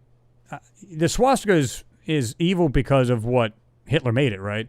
But that's not what it stood for. It's peace and basically tranquility and whatever. It was basically spiritual. It had nothing to do with what he stood for and what he made it to stand for, right? So yeah, a good symbol, turned into bad. That's basically what it comes out. That thing was out long before the Nazis got a hold of it.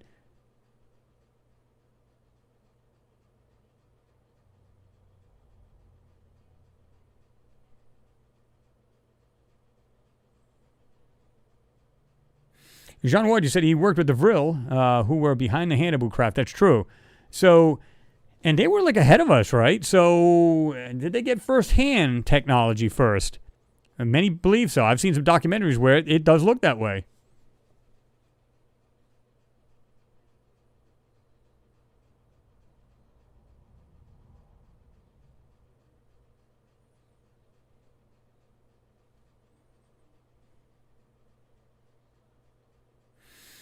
Max K said, I remember my dad talking about fiber optics in the 80s. IBM worker seemed unreal, but he was right. Absolutely. Now, of course, the computers weren't worth the darn back then, but yeah.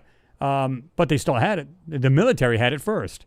And then, of course, it gets watered down to us, just like radar or microwave ovens. Same thing. It started off as like weaponry probably and turned out to be what we got today, what we use in our house. Well, of course, it went back years ago. We had microwave ovens, but you get the idea. Just all kinds of things like that, handed down probably from the military. But where did they get it? Did they invent it? Sure, good possibility.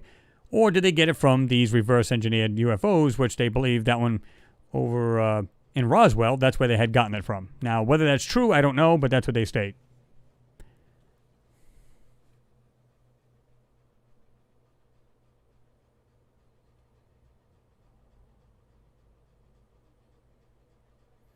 Pete Ferrero said Antarctica secrets will connect the dots to the moon and beyond. Well, yeah, we already know that there's stuff in Antarctica that doesn't belong there, right? So if you go back to, if you could figure out rather, when they were built, that makes all the difference in the world because, or out of this world, because here's the thing. If you know that it's not ours and it's been built there, and let's say you would go by the cycles of Earth and you could go back to, the first cycle, Was it us that built it, or was it something else? Or was it far more advanced and there's no way we could have built it? I don't know. So that's something they'd have to determine, and I'm sure they already know that. I'm sure of that. So that'd be something too, right? I want to welcome the other thumbs down for being here. Thanks for taking the time to visit the channel. You guys are awesome. Yeah, Nicholas, yep. He said the swastika goes back 5,000 to 6,000 years. Absolutely. You know, they're like, oh, no, that was because of Hitler. No. Had nothing to do with Hitler. He just turned it crap. Turned it to instant crap.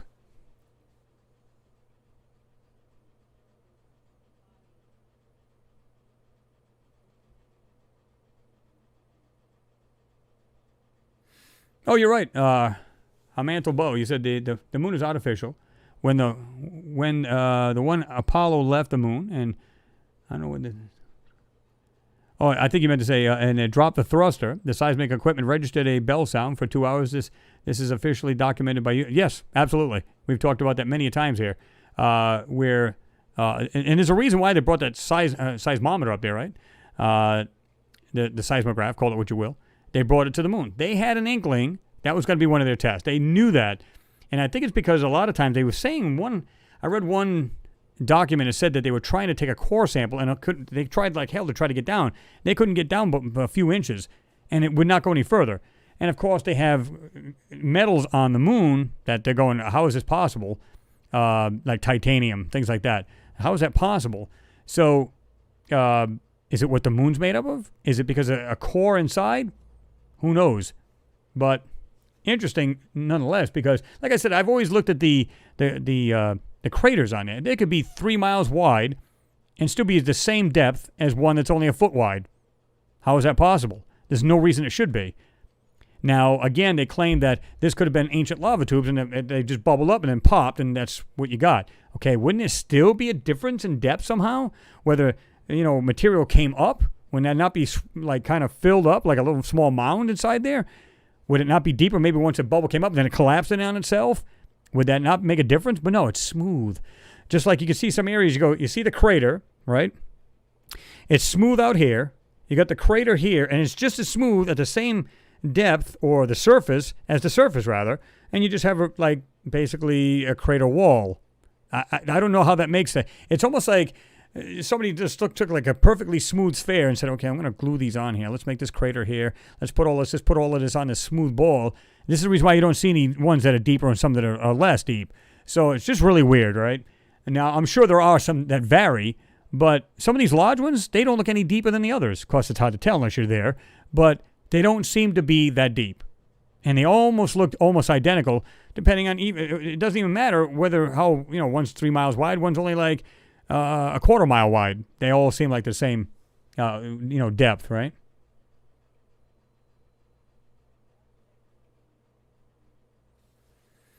Dr. Z Smith, hello, wonderful person. What's going on, Dr. Z? Good to see you in there.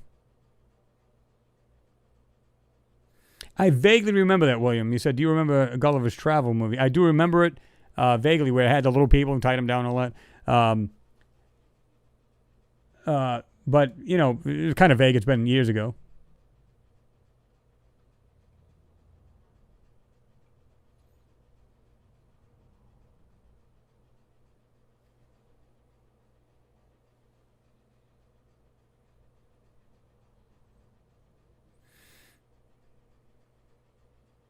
Oops. Third eye open says exactly on the crater depth. Yep. Third eye open. You're right. Now, can they vary a little bit? Sure, but you would think you'd see a lot more variance in depth, and you don't. And if this, let's say there's a huge rock that supposedly had come out and slammed the moon, would you not see something in the middle of some of these? Some of them you do not see a thing, and you got this nice smooth surface inside that crater as you do on the outside of the crater, like they're perfectly the same depth, or it's just the surface of the moon inside the crater as well as outside. It doesn't make sense. Even if it was ancient lava tubes, and it had to be a really big lava tube to be 3 miles wide or a mile wide, but let's say it was, hypothetical. Again, you'd have to see something other than a smooth surface. You had to see it either sunk in a little bit after it bubbled and came and collapsed, or it just came up and then just sat there. Had to be a mound there. Why would it be perfectly level? And when you see some of these real clay ones from the LROC, you have to question that. How is that possible that it's completely smooth inside the crater as it is outside?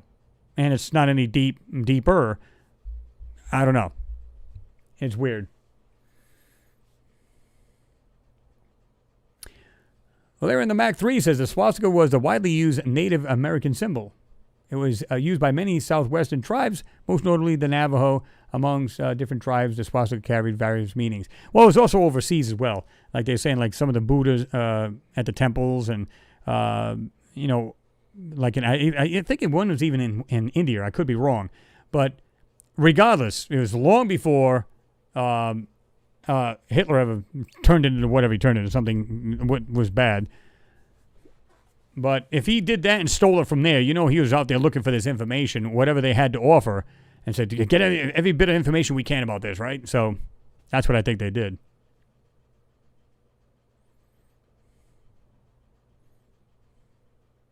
What's going on there, Bush Corey? Good to see you in there.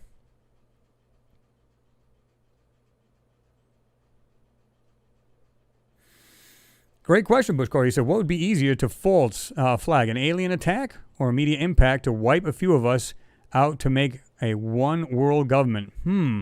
That's a great question. What do you guys think?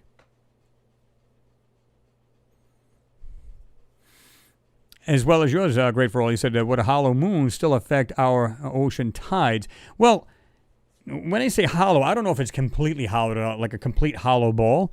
Who knows? They could have built into these lava tubes underground, made cities out of them. They could be like absolutely large and could probably put like Los Angeles in some of these tubes. I don't know. So it may not be completely hollow, maybe just hollowed areas, and this is where they're actually, living inside. Now, and of course, then the moon would still maintain some of its pull, so to speak, on our, oceans and stuff like that. That's a good possibility, right?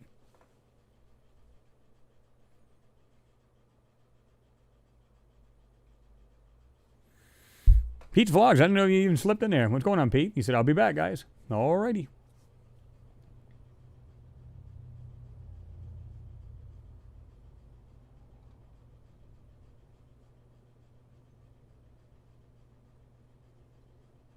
Tom Siracusa says, I believe the hoax will be coming.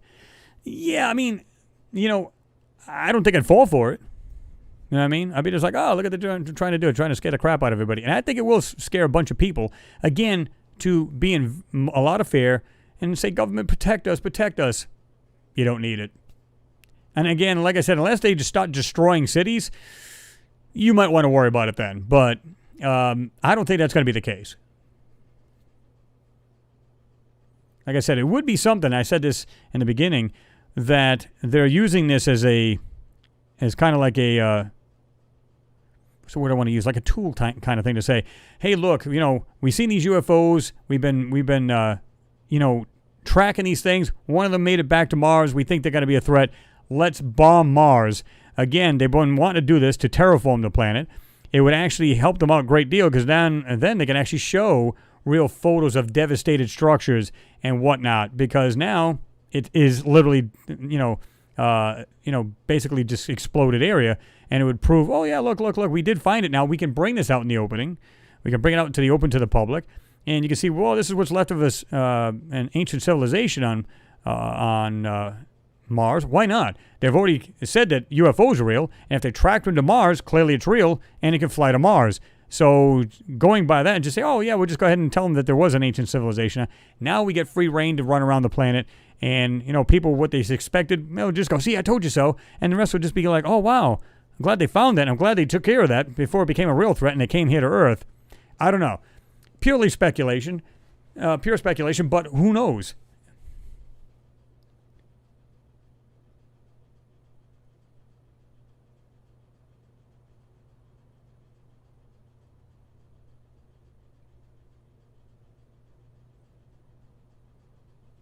Pete's Vlogs.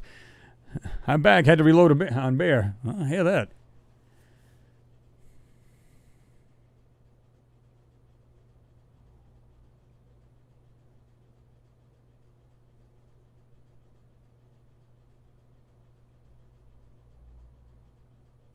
Oh, yeah, James. You're talking to our mental bow.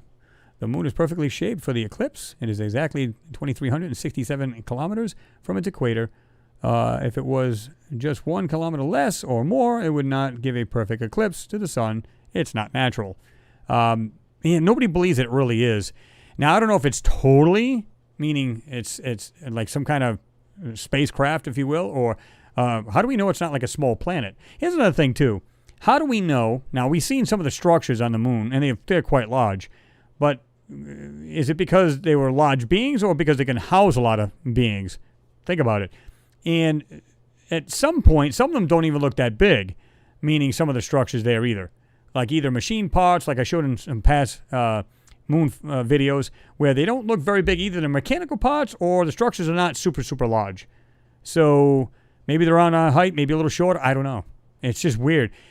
We automatically assume they're going to be our height, maybe around a little bit bigger, maybe a little smaller, but we never think in a million years that they could be like 6 inches or a foot tall, and we don't know, right? But we make assumptions that, they should be just like us. No, that's not true.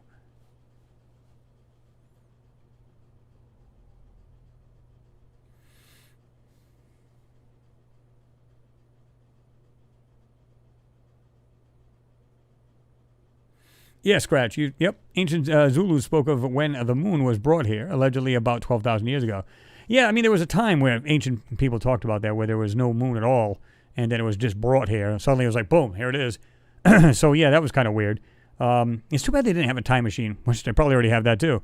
But if you could go back to that time, and actually see for yourself, that would be really, really cool. That would be pretty neat.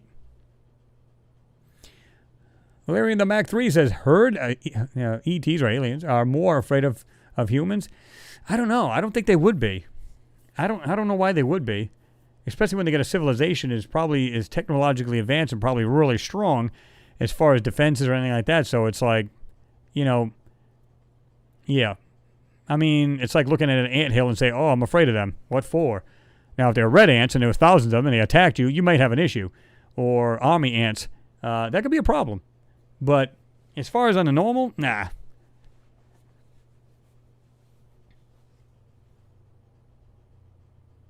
Matt Patterson, he said, "How your question was, how come every picture from the rovers on Mars is level at the ground and not in the sky?" Well, because the rovers are actually on the ground. Now, they do have that helicopter, right? So they're using that to take some aerial photographs. Of course, it's only going up so high. So they are doing that. Plus, they do have the... some photos from the Mars Reconnaissance Orbiter, from the high-rise camera. And you can see some of those, and a lot of what John Ward actually puts out in his videos has a lot of these megalithic blocks and very odd-looking structures that are actually on the surface, and you can see those in these satellite photos. So if you haven't checked out his channel, you should do so. It goes by John Ward, and it's pretty cool. So you may want to do that. So they do actually have a lot of satellite photos and some really bizarre-looking things on the ground. They just don't look natural. When you look at it, you go, okay, it's stone, but it's what's on top of these things that just, you go, okay, clearly that can't be natural. There's no way.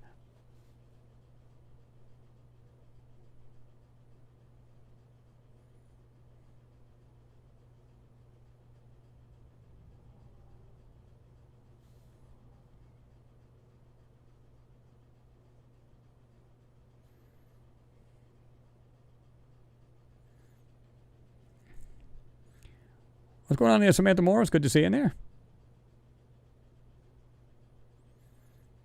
I guess Phil Cox is taking off. All right, Phil. Thanks for being here. Hope you and the family are doing well, and have yourself a good weekend there, right?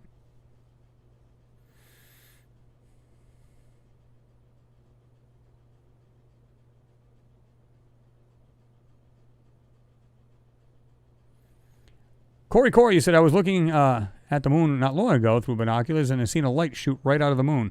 It wouldn't surprise me. Many people have been seeing things coming like out of craters and stuff like that. It would not surprise me in the least bit. Now, the question is, we see these structures, and we see what looks like spacecraft, like just kind of desolate, just kind of just laying there, just, and some of the structures look intact, and some of them look kind of dilapidated. Are they living on the surface or below? Or both? What do you guys think?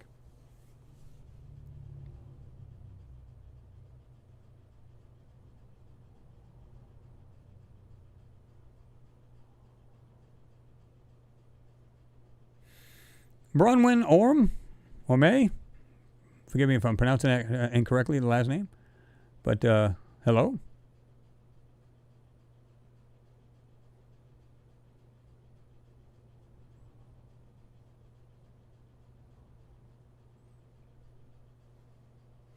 What happened? She said, I guess real space beings can survive in space being naked. Care to elaborate?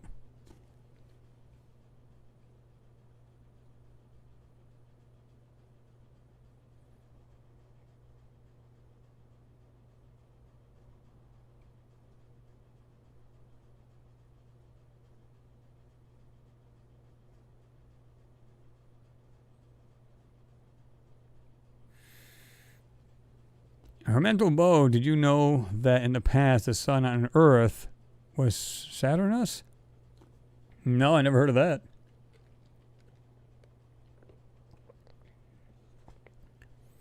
Scratch, I feel you on that. You said the heat today was nuts. I couldn't breathe. Yeah, it was pretty stifling here. Even right now, it's 6:36 my time, Eastern time. And it's 89 degrees Fahrenheit, and the heat index is 99. So it's 62% humidity. So it's rather sticky out. Time for a jog. No, I'm just kidding. But I'll go in the other room where it's air conditioned and do that. This thing jumped to me. Here we go. Chris Turner, you said, do you think that they'll ever reveal themselves to us, Chris? I think they are slowly. And, you guys are going to give me your input as well. But I believe that they're doing this slowly, and they've been around. I just don't know if they know how to act around us, meaning we can see that they're warring amongst each other. Would it be a good idea to actually interact with these people? I'm sure they do it to the elites, and maybe they have some kind of pact they can travel here and there and get away with it and not have to worry about it. Or they don't, or they haven't, and in either case, I think that they're slowly doing that and hoping they'll go, okay, we're not the only people out there, meaning we're not the only planet with life. Maybe we should inquire more about them. So as a whole, everybody would get in line and just say, okay, tell us more about yourself. And maybe we'd learn something. Maybe they need to educate us on how to behave.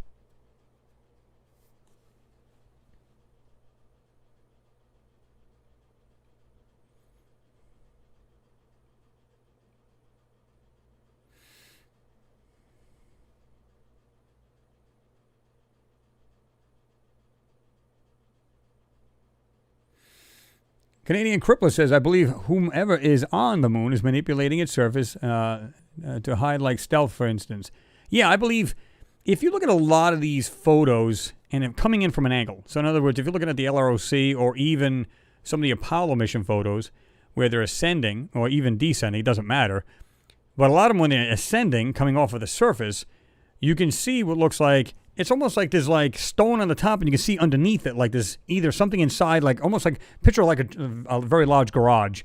But you can never see something in it, but yet it looks like a top, like if you could take your house and throw your lawn over the top of it. Let's say you had a round roof, throw a lawn over it. What would you see from the top? You would see it looked like maybe at best a raised mound, but the grass would all be the same, just like on your roof. Unless, of course, you went like this and came down from a distance and looked at it, or from a different angle, rather, and looked at it, you would then see the structure underneath it. And it seems like that on the moon. That's what I see a lot. Now, have you guys seen the same, or do you believe it's something else?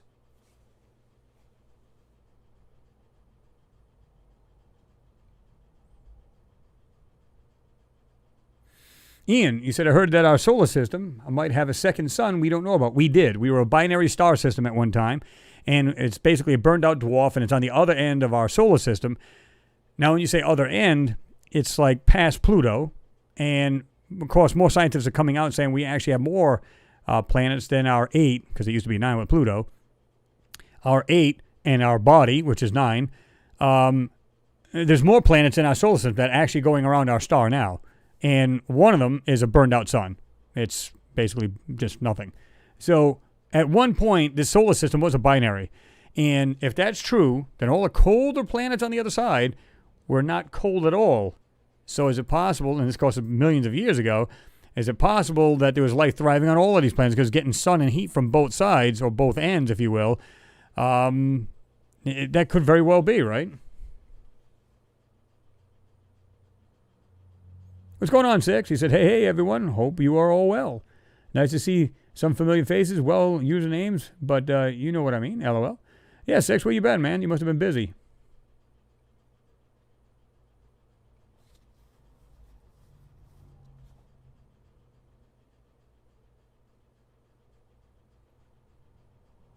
Oops, thing just jumped on me in.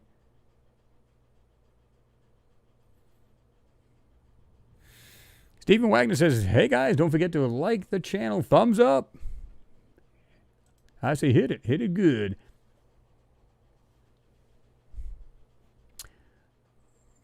Bronwyn, he said, I'm enjoying the debate. Well, it's really not a debate, right? I mean, a lot of people get in here and they'll discuss, what they've researched and everything else. And we can all learn something from it because, I've been wrong. It's not a big deal. I'm happy to learn anything, just like a lot of folks are here. It's like, you might go, hey, I never knew that. Let me check into that. And it's something else to learn. And if you're learning something new every day, then you're still growing. If you stop learning, there's no point in it. I like the idea of learning something new every day. That's why I look at with the news on here, the different photos, so on and so forth. You can find something new every single day, and that's awesome. And you guys bring a lot of that to the table as well. So even if we do have a debate, sometimes it gets slightly heated, but a lot of times it's like, listen, everybody's got their opinion. I appreciate it, and I can respect it. And as long as everybody else does the same for me or for each other, we all get along here. We don't have a problem.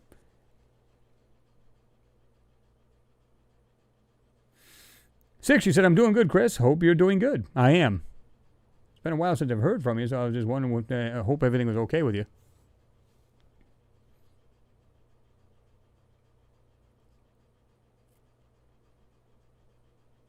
Dr. Z. Smith, like, share, and subscribe. Oh, yeah. Arts and Crafts, she said, me too, Chris. Absolutely.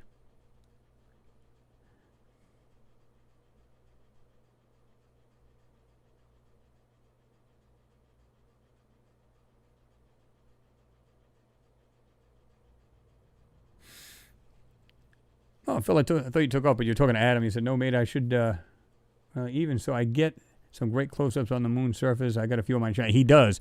Guys can check out Phil Cox with daughters Jessica and Kelsey Brown. They do actually have a couple cool videos up there, so check them out if you can.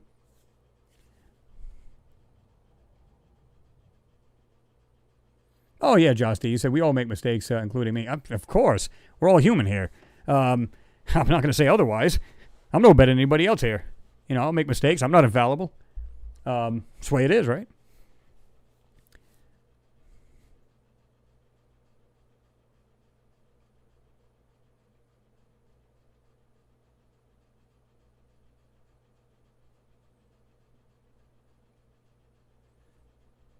Yeah.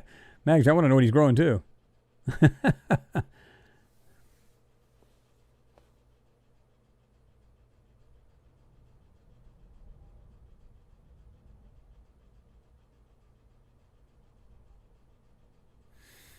Amona, he said, Chris, you must know that Mars and the moon are something on the moon. I'm not sure what that says. And Mars, you see anomalies. Well, yeah, I mean, so we know, because we've been looking at this, and you guys do your own work too. A lot of you guys will do your own work. And you've looked at these structures. You see these things, right? So you know as well as I do that, these UFOs are probably real. I mean, I'm going to push 90% that they're real, because seeing what I've seen on the moon and the stuff that's on Mars, even if they're not there now, which I believe they're still occupying at some point, at least the moon, and maybe even Mars as well. And there might actually still be life on both of these, meaning probably Mars more, because, again, with the explosions and stuff like that, and the other cataclysmic event that, caused whatever it caused on Mars. But I believe that, just seeing the stuff we're seeing in these photos, yeah, there was definitely life out there, and they had to have gotten around somehow. Or is it possible they basically evolved, grew to what like we are today, and then just killed themselves off, imploded? The civilization imploded on itself. Who knows? They say that is what happens. A civilization becomes so big that they eat up all the resources and everything else, and then at some point it implodes on itself. Is that possible? I think it does.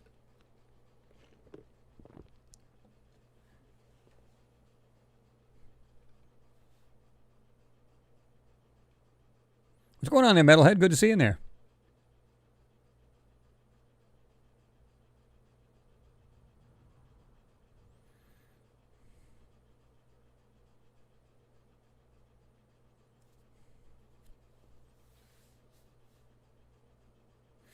Lunatech, you said, Chris, you asked, is there any new images from China's rover?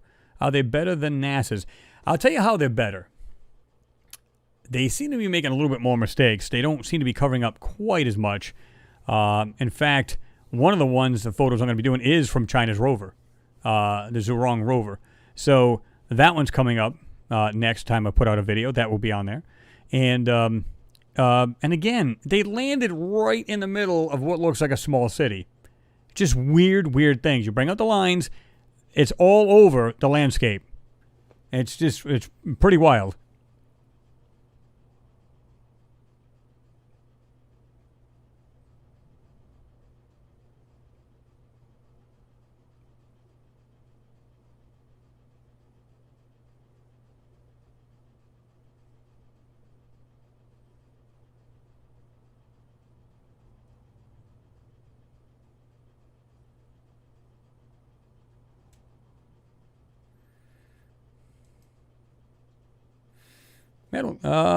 Metalhead, you said I just uploaded a possible UFO video I took here in Redondo Beach.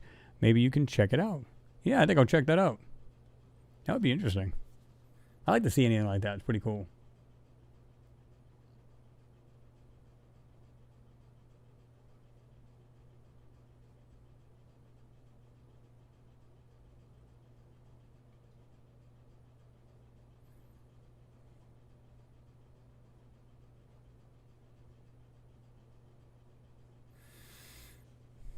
Bronwyn, you said, so do I. Good discussion has debates. That's a good thing about talking. I have a story to tell.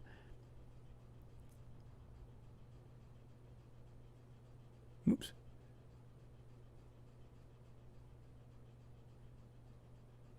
No, you don't hear a whole lot of that, Chris, do you? You said, all quiet now with the Chinese rover on the dark side of the moon. Any news on that? Haven't really heard a whole lot. Has anybody else?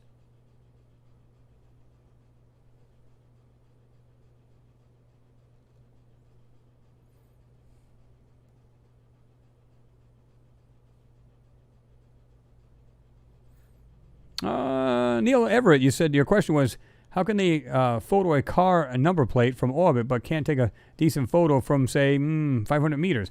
Well, that's true. Well, they can. And I promise you, these things are probably so crystal clear, it would probably make your head spin. But that's not what the public gets.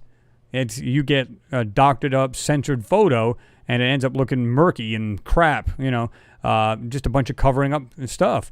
And it's right down to like the 67p comet that I just did, and I've done another one a few days prior to that, that you can see spots where it's blurred out. And there's a lot of stuff, you use the color to go over like the ground, plus the actual objects to blend it all in, and then, it's crazy when they do that.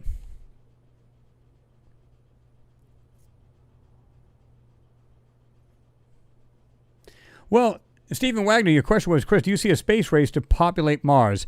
Actually, I do, and I'll tell you why. One of the space treaties claims that you cannot own a planet, you can't own the moon. Okay, so what does that mean? Does that mean it's a free-for-all?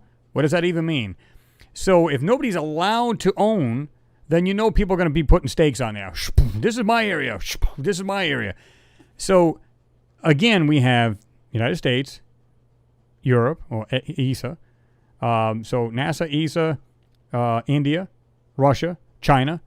So we have at least 5 countries, and there's other countries that are affiliated with them to help build their equipment and everything else. So they're all on Mars, or at least orbiting Mars, one of the two, because I know we have at least ESA, China, as well as the United States. And, of course, we got the United Emirates, but I think they're just an orbiter. But why the constant, what is the interest on a dead planet? It just has dust. That's all there is there. It makes you wonder. Some of these people don't watch some of these videos and go, hey, this guy's got something on here, man. That doesn't even look right. Is that a real photo? Well, according to NASA, here's the link. It makes them wonder, like, we need to check this out for ourselves, even if we don't land on the planet physically, like the United States want to do.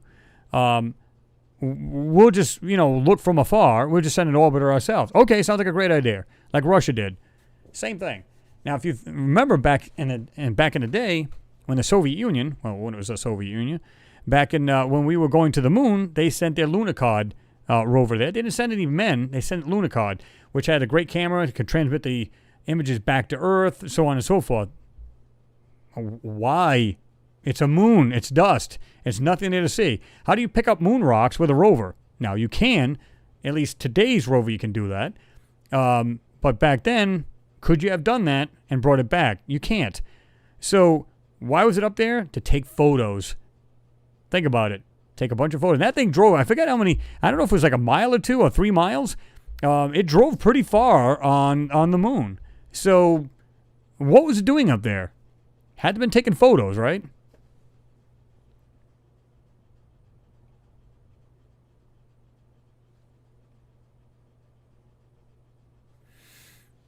Yeah, Pete, I think you're right. You said the Chinese are keeping it on the low. I think you're right.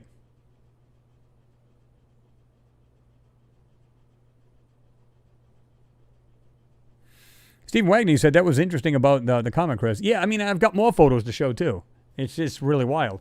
So what I'm doing is I'm throwing them in the mix as well, so we can get different material on here. And I like it anyway. It's just more interesting stuff to see, right? Again, I don't fall for that. Hey, that particular rock looks so interesting to us. If you remember correctly, and we're going to jump on this right now, come to think of it. Do you remember that when they were talking about, let me see if I can put the sound up on this because you're going to need this. Let me see if I can remember. They were talking about why 67P sings, right? And let me go back up here. Okay, and I'm going to let you guys hear this because this is interesting. If you haven't heard it, you will. Let me get my mug out of the way here. Okay.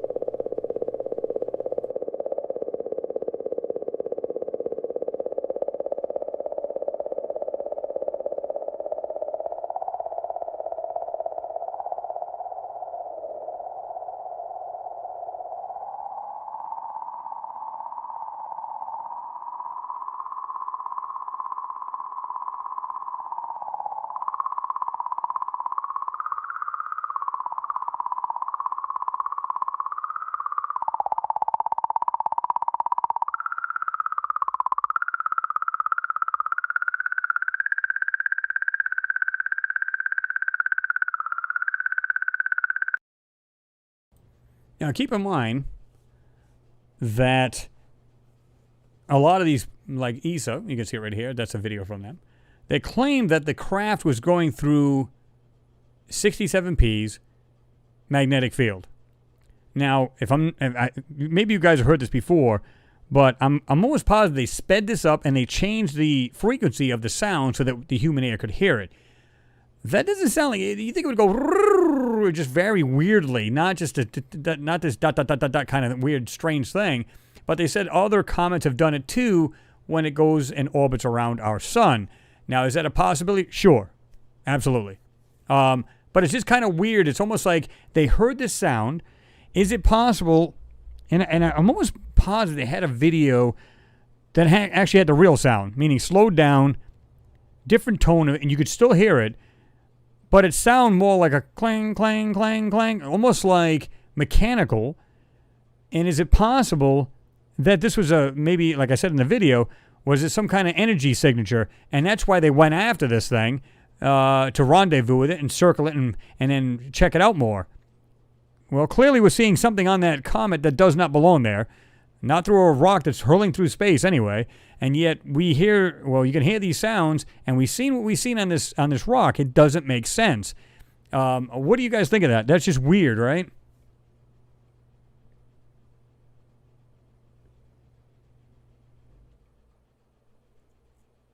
All right.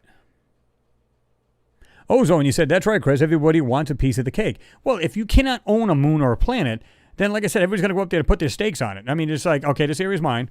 That area is yours. This area is mine. And they're just going to, that's it.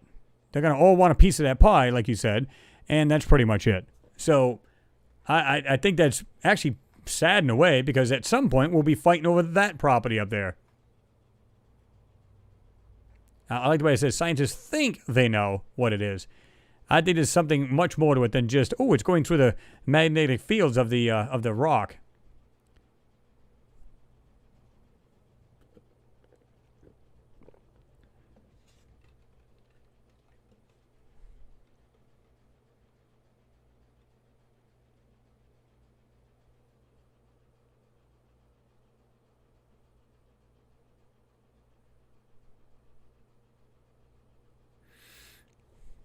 Matthew, your question was, is there life on 67P? Do you think they can hear that signal? That would drive me crazy. Well, it's probably not loud enough for them to hear it, but maybe it's an actual radio signal more than it is an actual clanging sound.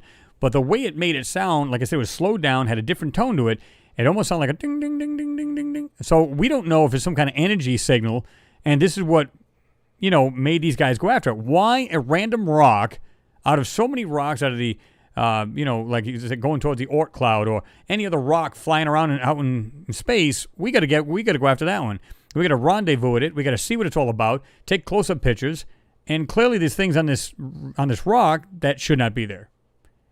So, like I said in the video, it's either some other beings decided to take this rock, put like an outpost on it, or live on it, because it is 2 miles, I think, in length, which doesn't sound very big, but 2 miles, you can get some decent structures on there, right? Or is it possible what we're seeing on the surface of that is like parts of the machine that actually serve to what's inside the rock? I mean, for all we know, there's like, again, how do we know these beings are our size? They could be half our size. They could be quarter our size, and they could be like a whole world in that damn thing. How do we know? There's no way of knowing that.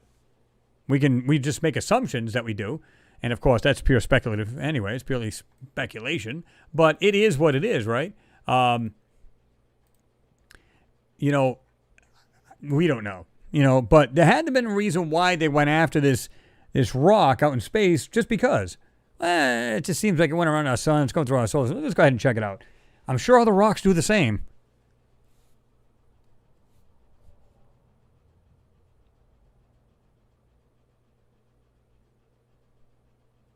Yeah, I've heard that before, Dr. Z. Smith. He said, I find it fascinating that an astronaut says space smells like a burnt steak. There you go, Neil. Get Bruce Willis up there and drill it.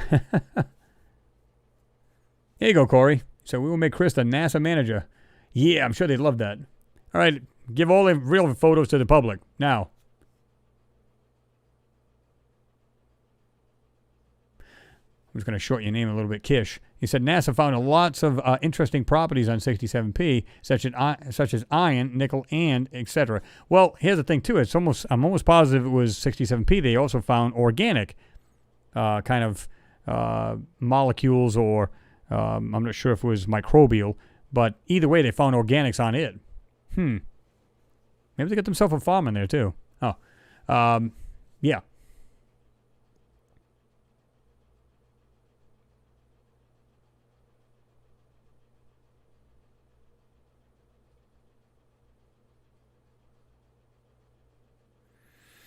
Yes, Mags, you're right. I just went back and I seen this. You said like the alien noise in the film Signs. Yeah, remember that? They'd make that noise? Yep, same exact thing just about. But again, this was modified so we could hear it better, and it was sped up, I think, because it was very, very slow, if I'm not mistaken. And I don't see the original recording on here, which is really wild. Claire Mead. Well, my cat was not amused at all that sound, with that sound. Oh, that's funny.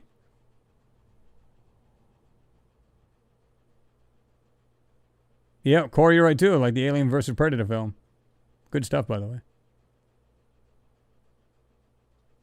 Oh, yeah.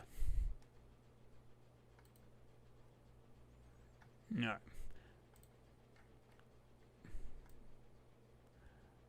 Alien burp. may have been detected on Mars by the NASA Curiosity rover. And this is where it's saying where a group of scientists may have pinpointed the location on Mars of the mysterious source of methane, a gas most often produced by microbes, and NASA's Curiosity rover could be right on top of it. Suddenly, oh my God, here it is. Just happened to find it.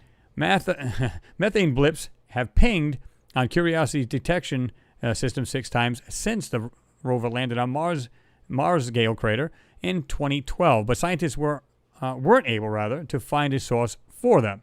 Now, with a new analysis, researchers may have traced the methane burps to their origin. And you can see like they have like a satellite kind of view here. There's a rover. Now, they said they can get down a 4-foot swath on the Martian surface, but yet they don't quite do it. Wonder why. Because you might see more than they want you to see. To calculate the unknown methane source, researchers at the California Institute of Technology modeled the methane gas particles by splitting them into discrete packets. Taking into account that the wind speed and direction at the time of their detection, the team traced their parcels of methane back through time to their possible point of emission. By doing this for all of the different detection spikes, they were able to triangulate regions where the methane source is most likely located, with one being just a few dozen miles away from the rover. So what are they going to do? Just have to backtrack all over again? That would be pretty interesting.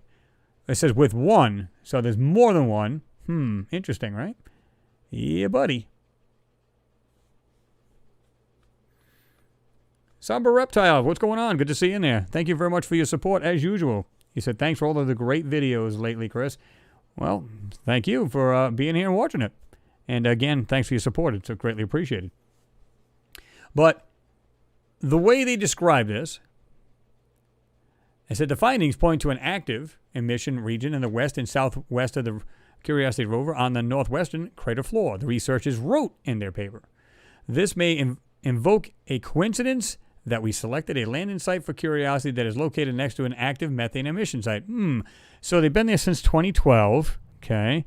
And it seemed to me it was like 2 or 3 years ago they actually had this in the air. They smelt this, or it sniffed it in the air. So, and I think it wasn't just a Curiosity. It was the Maven spacecraft who actually went into the lower orbit of Mars and actually seen traces of that. So, really interesting, right?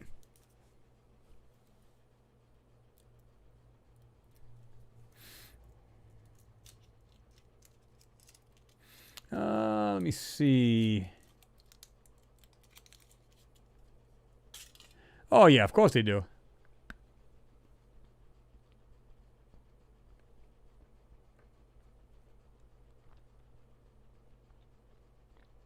Nicholas, you said, yeah, tell me they don't use ground-penetrating radar on Mars.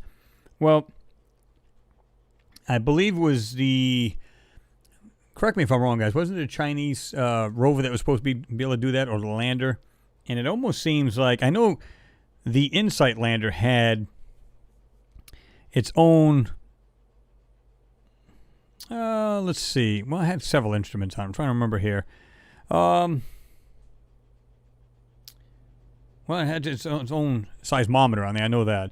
But there's other. And I don't think that one had ground penetrating. But either way, there is one up there.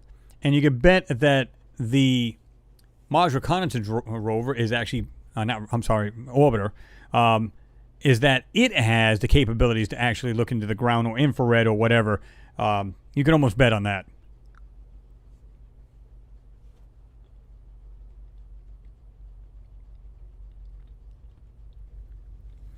Nicholas, you said, aren't the methane gases around the magnetic fields on Mars? No, it's right there in Gale Crater. They found several points or exit points that this methane gas comes out of. And like I said earlier, it's funny how it just happens to be in the warmer months on Mars. Imagine that.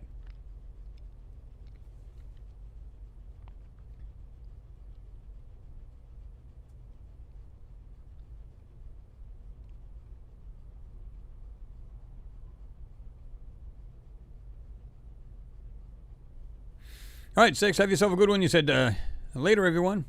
Six, have a good one. Be careful there, right?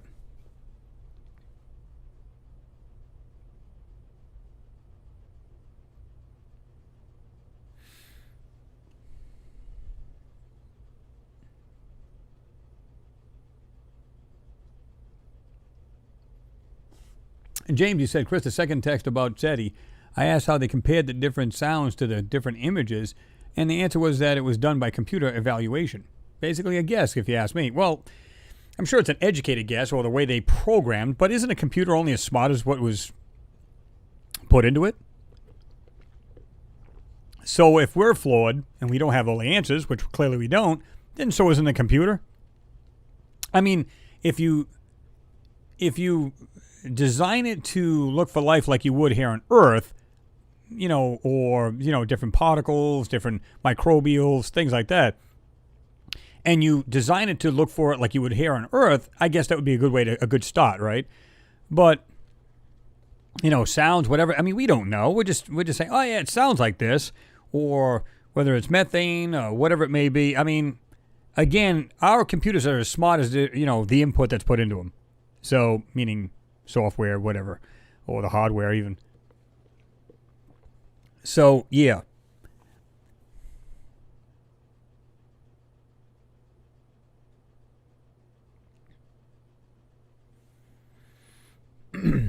Christine Ingram, didn't see you jump in there. When'd you get in there? Good to see you in there.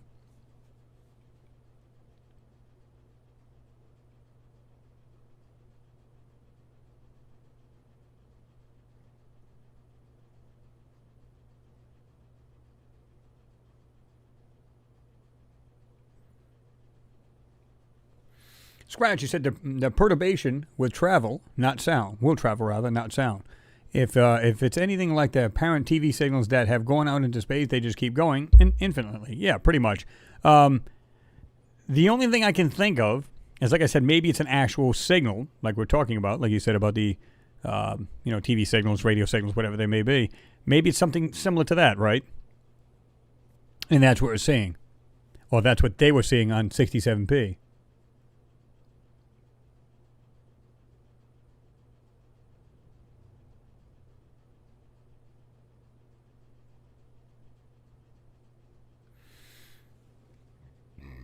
Ooh, excuse me. I hate it when that happens.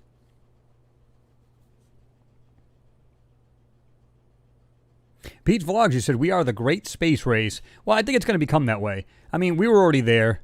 And like I said, I don't think all the other countries are probably going, hey, they're going to go check out Mars. I'll be curious what they find there. So they're going, okay, so we'll see what kind of information NASA brings back about Mars, and we'll go from there. Well, like I said, how do we know they're not looking at somebody's videos and going, okay, this is just a YouTube video, so I'm not sure if I believe it, but wait a minute, I'm seeing more and more things here. These people are bringing out more and more stuff. That doesn't look normal. That doesn't look natural. What's going on here? And then maybe they're gathering information from what they're finding and piecing the puzzle together as well, going, why don't we just send one there? What do we got to lose? As long as we can get an orbiter into orbit, we're good. We can take photos and everything else and see for ourselves. If there's nothing there, next, who cares? If there is, well, we get to see it for ourselves. And I don't think it'll disappoint. I think they're going to find crazy things up there, and they're going to see it with their own eye, if you will, the eye in the sky.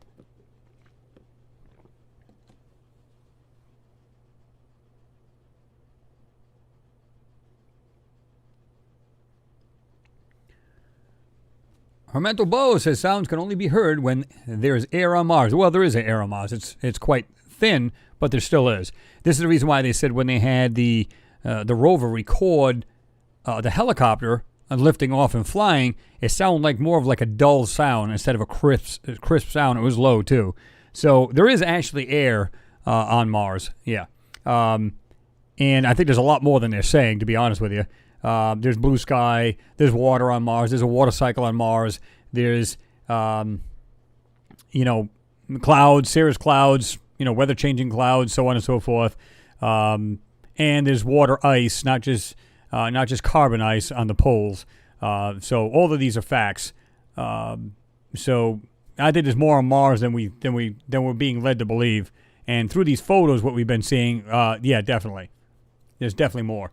And they're not there to just, well, let's see if we can find microbial life there. Again, this was done in 1975-76 with the Viking lander. And, of course, again, that's still debatable with some scientists. Some believe, oh, no, we absolutely found it, and some say that we didn't. There was some other scientists that talked about it, and they got a pretty good reputation. So I believe that, they did find it. So what are they up there to find now? If they're saying, well, we're still trying to find, like, maybe possible signs of life. They found it already. What are you doing there? Well, again, judging by these photos, we know why they're there. It's as simple as that.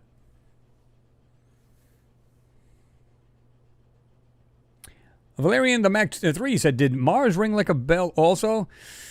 No, but they have heard Mars quakes. Now, some of them are really bizarre, and I've played them on the live feed at one time, where you can hear like these sounds banging up against, sounds like the seismometer. But it sounds like it's coming from underground. Picture like if you got your ear to the ground and you can hear a subway train coming. And you can hear it gets louder and louder and louder, and then it just goes and it starts getting lower and lower and lower until it completely dissipates. Some of it sounded like something was banging on the side of the thing. We hear clang, clang, clang, clang, clang, clang, clang, clang, and then it got faster and it got slower. It's just weird. And you go, okay, so what is going on that planet? How do we know they're not living underground and that's what they're hearing? And that's why they brought this the seismometer up there, just to actually listen to what's going on in the ground.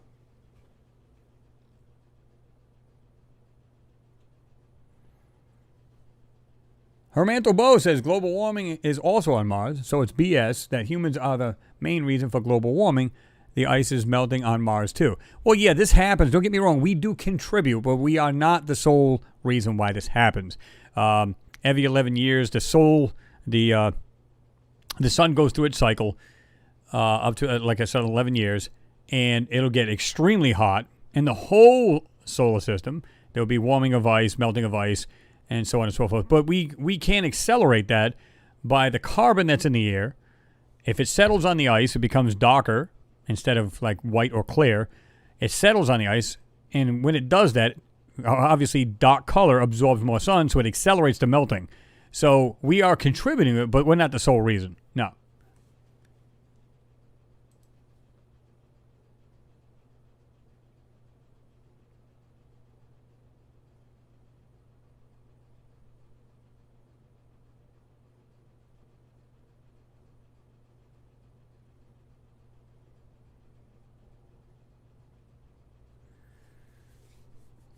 Dark Chalk, what's going on? Good to see you in there.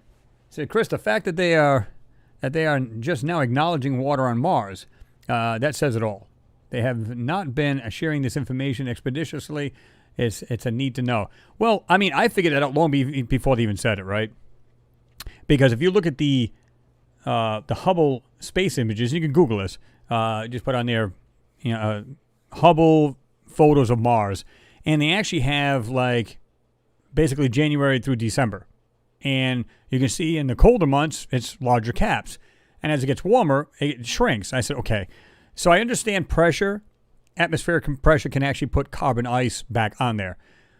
I get that. But, why doesn't it stay there if the pressure doesn't change much? Secondly, it does actually, they shrink just like here on Earth, and they get larger as it gets colder. I said, to me, that says there's water ice. The fact that they said there's a water cycle also in Gale Crater, I'm sure that's not the only place that it has a water cycle. So if that's true, and they found I forget what it was, they found that body of water underground right next to the South Pole. So I don't care if it's salt water or if it's like a brine, it's still water. And of course it has a lower freezing temp. There would have to be a lower freezing temperatures in order to freeze salt water, but you get the idea. The point is it's there, but they have water ice there too, and I had said this a while back, and then they come out and they said, oh yeah, that we found out there's actually water ice under the carbon ice like we have here on Earth. So there's a lot of similarities even today than before. Now, that doesn't necessarily mean they lied. That just means that they, as they gather this information, then it becomes, publicly known. So what they thought they knew, maybe they didn't know anything, meaning they were just, doing their scientific studies and then found this out, right?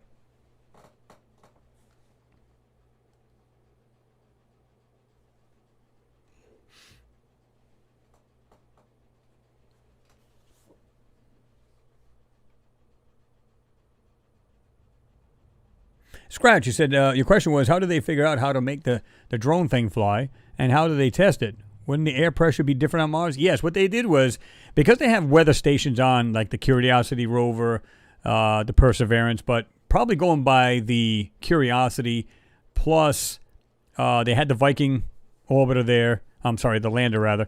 And of course they had orbiters too, but the lander. It had basically a weather station on it, just like Curiosity does, and a couple of these other. I don't think the actual Sojourner did, and I don't believe, and I could be wrong, that Spirit and Opportunity also had a weather station, but I don't believe that they did. I believe it was just Curiosity. And what it would do is it could measure the pressure. So they knew the air pressure. So what they did is they had a test cell. Let me put this back on here. So they had a test cell that they had built right here on Earth, and there's actually videos of it out there where they were trying to get it to fly, and they've got opposite rotating, rotors, because there's two of them. And what they did was they would try this thing out, and they had to go by, obviously, there's different size of the rotors as well as the speed of them. So they had it pretty much the same pressure you would find on Mars, and then they found out it would just kind of come off and just keep landing, come off, keep landing. So I think they had to get up to like 2,600 or 2,800 RPMs to get this thing to fly. And, of course, the angle of the blade had everything to do with it, right? And once they did that, they were able to get it to fly. And so they knew they pretty much had a good idea that it would fly on Mars. They were just hoping that it wouldn't just take off and then either crash or whatever. So far, I think it's what is it got? It's 6 flight, guys? What is it up to now? I think it's the 6th. I could be wrong. It might be the 9th. I might be the 9th. Maybe I'm wrong.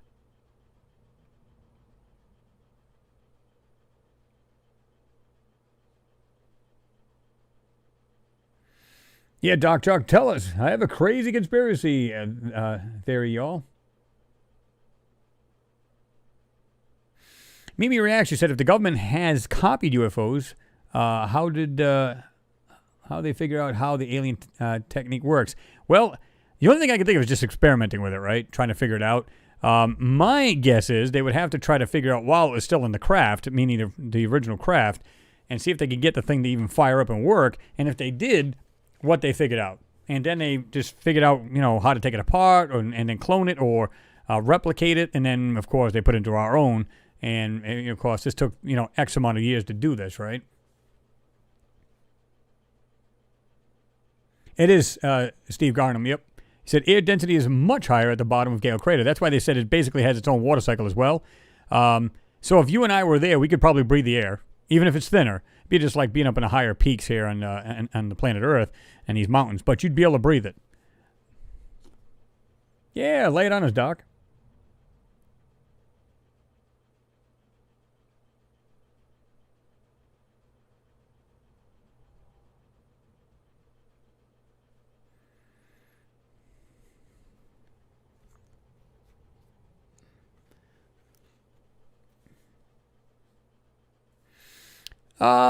Great for all. He said, your question was, did Carl Sagan know more than he was saying publicly? Probably. Yeah, I think he did.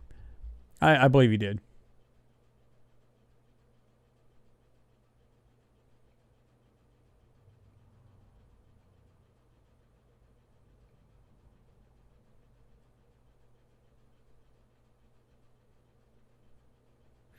Josh D is taking off. All right, Josh, have yourself a good one. Be careful. Have a good weekend there, right?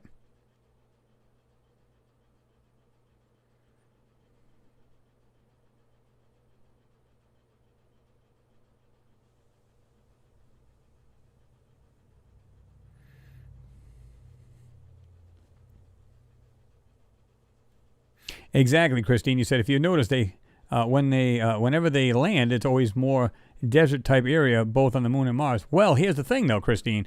What's funny about this is, like I said, when you see like the new photo from China, what's really wild, again, it looks like it's a flat surface, and it's not. They literally are like driving around will look like structures, and if they're not structures, because they're rather small, if they're not, then there's some kind of machine parts that are connected to something else or whatever it may be. And like I said, my next video, of course, you guys will probably have to wait a week for that, because again, I'm on vacation. If you guys are just jumping on now and didn't know, this week I'll be on vacation, so there will be no videos. But we'll be hitting the ground running come the week after. So there won't be no Friday night hangout as well, which kind of sucks. But unless I decide to do it on Friday, we'll just have to see, meaning I'll do it remotely. But it'll be a little hard to do. But anyway, the what you find in these photos, again, they make them look flat, but when you start to look at the lines and bring the lines out, suddenly it doesn't go flat. All of a sudden it looks like it pops up. Like, because all of these lines show something that's standing up on that ground and it's not flat like they want you to believe. And again, they can make any photo and render it looking like it's flat, and clearly it's not. And this is a perfect example of this.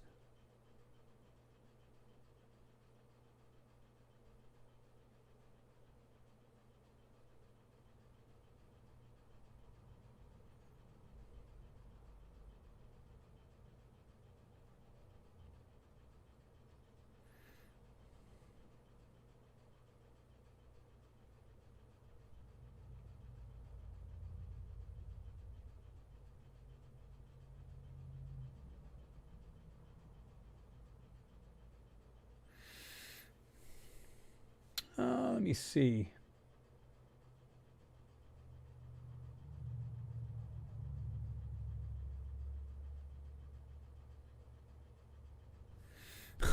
Good one, Doc. You said admitting there's bacterial life on Mars strengthens the pro-life issue because literally bacteria would be considered life on Mars, yet we don't consider a heartbeat life on Earth. Yeah, true. Sadly, it's true.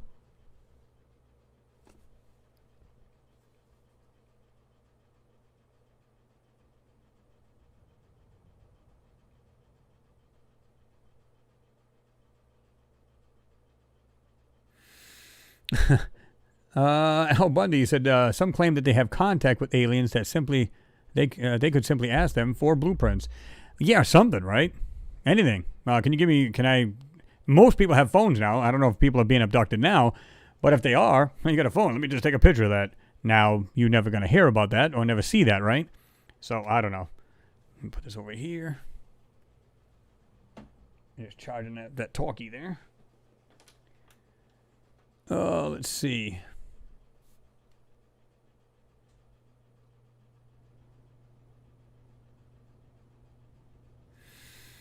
It depends on which one you're talking about. Hermantle Bow, you said another very strange story was the first rover on Mars. It was supposed to work only for a short time due to the dust on the solar panels. Well, it depends on which one you're talking about, because the very first one was on 1997, and that was the... I don't know why I'm thinking of Lunicod now. I'm thinking of Moon. The Sojourner. The Sojourner rover. And that was in 1997, and 2004 was the Spirit and Spirit and Opportunity rovers. Now, I think you said another one here where you said wind can't clean that off. Okay, right here. He said, but suddenly it worked again. NASA say that the wind probably cleaned the solar panels, but that's BS. If your car is full of dust, wind can't blow it away, so you have an explanation. Well, believe it or not, they actually had what they call an electrostatic charge. And what they do is, it was over the skin of these solar panels.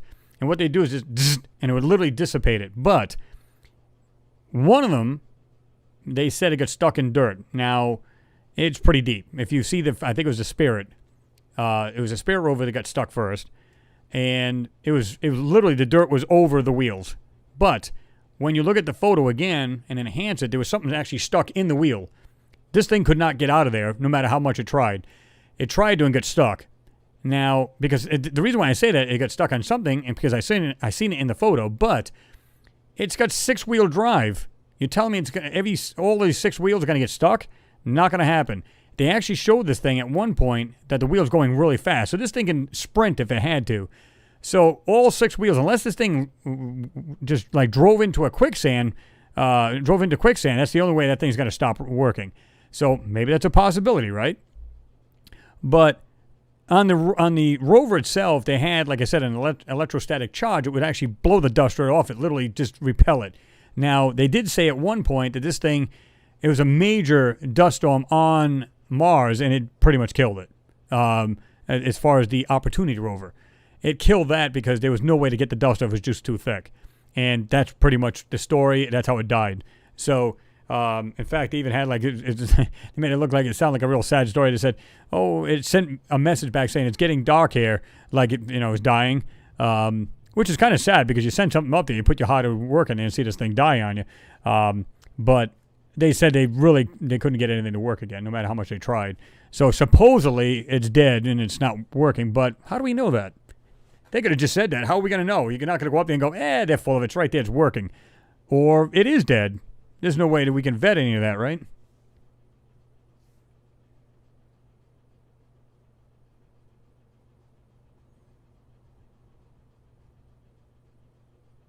There you go, Dr. Z. He said, Chris, yes, sir. I'm being abducted. Whips out a phone and takes a selfie. You're like, I can see it now. You're like this. You're sitting there going, hey, smile. Before you kill me, let me see.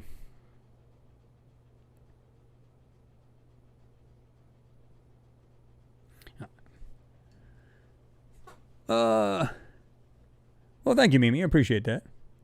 About the vacation thing. All right, Steven, you said, Chris, time for me to go see you next time. All right, man. Would you be careful and have a good day and a good weekend there, right?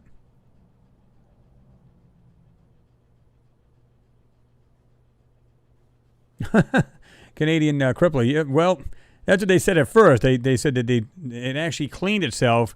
At some point, they had a good dust storm where you would think it would put more dust on it instead of cleaning it off. But it depends, I guess, the direction of the wind. I don't know. But like they said, like you said, it was supposed to be like a dust devil or something that had cleaned this thing off. Or at least to the point where they could probably use an electrostatic charge to like blow off the rest of it. And that's probably how they got it to work last time.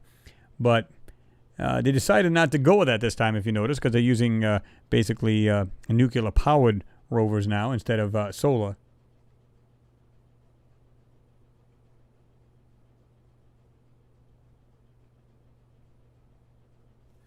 But Mimi, you have yourself a good weekend yourself. You said good night, everyone. Sleep well and stay safe. Until next week. All right, you have yourself a good one as well, Mimi, and have a good weekend there, right? Yep, Jerry Lahane, you're saying the same thing. Sojourner 97, Spirit, and Opportunity 04, and Curiosity 2012, and of course now we got Perseverance 2020. Yep. And of course Ingenuity, the helicopter. Neil Everett. NASA's pics are more washed out than my memory after a good night's drinking. Pretty much. Alfie Joe Bob, I didn't see you jump in there. You must have got in there just about 10, 15 minutes ago or something like that. Either that, because the screen jumps on me every now and then when I scroll down. It just takes off and probably didn't see you, but hello anyway.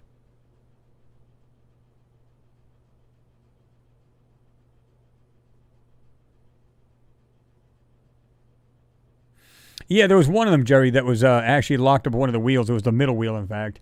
He said Spirit was badly driven to get stuck in some wheels were dead dragging, rather. There was one of them that was actually, I believe it was the middle one, and that was actually dragging, or maybe one of the end ones. I forget what it was. But and I remember that. But it still had no problem dragging the thing because it's in sand. Now, if it was on, like, tar or something like that, then or cement or something like that, it would probably have an issue. Of course, I could probably just wear the wheel down and be fine.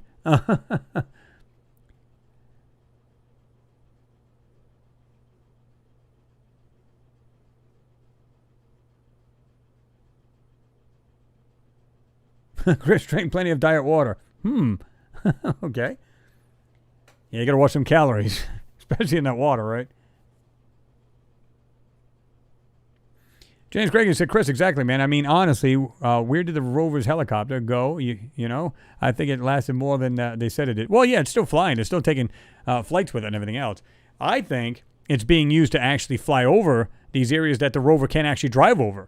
With these things on the ground and stuff like that, they can't drive over it. So they got the rover to go up and around it, maybe into some of these things, depending on how tall they are, where the rover cannot, right? Let me see something here.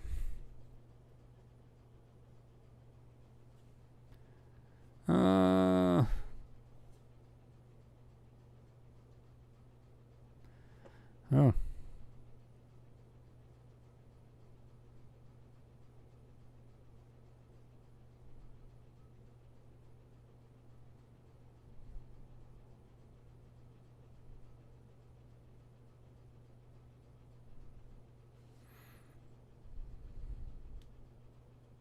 Okay. All right, this was from Richard Meekma. He said, Hey, Chris, here's what I think that the UAP are, and sorry, this is way too long. This is actually on a, he said he couldn't do it in a super chat because it is quite long. But anyway, he said, couldn't say it in a super chat, but I believe that they are an advanced human civilization from thousands of years ago that left Earth to escape a cataclysm or maybe an ice age and then settled on another planet in another solar system. Once they got there, they basically had to rebuild their entire technological infrastructure before they had the means to return to Earth. Now they are back to see what the planet is like, and maybe they didn't expect to see it inhabited by another Homo sapien species. I also believe that after all that time, their biology adapted to a new world, and now after many generations, they don't even look like us anymore, and that's what the alien grays really are. Well, that could very well be. I mean, we can only speculate. We know that, right, Richard? So we understand that, and it's a good possibility. I don't know. I'm not saying it's out of the realm of possibilities. Absolutely. Like I said, I mean, I even said that there could have been dual civilization. We could have been living here on Earth as well as Mars at one time, and maybe we were going back and forth. And then, Mars got hit by its cataclysm or was a war planet, whatever, killed themselves off, whatever it may be, and there you go, right? So your story or theory is just as good as anybody else's, and that could very well be.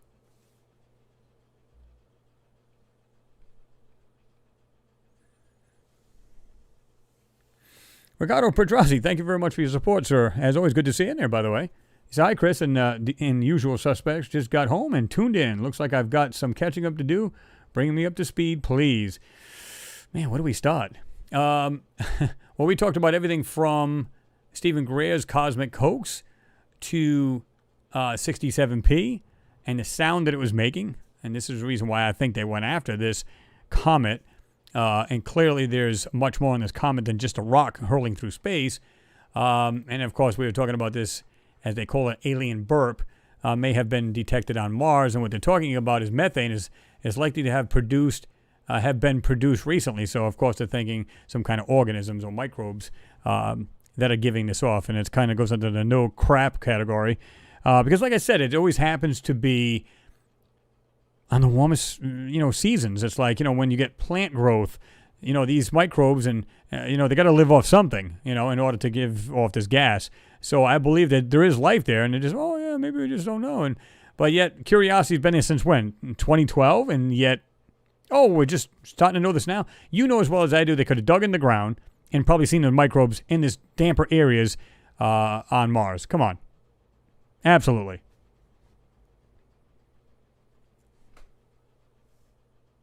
And again, Ricardo, thank you very much for your support, and good to see you in there.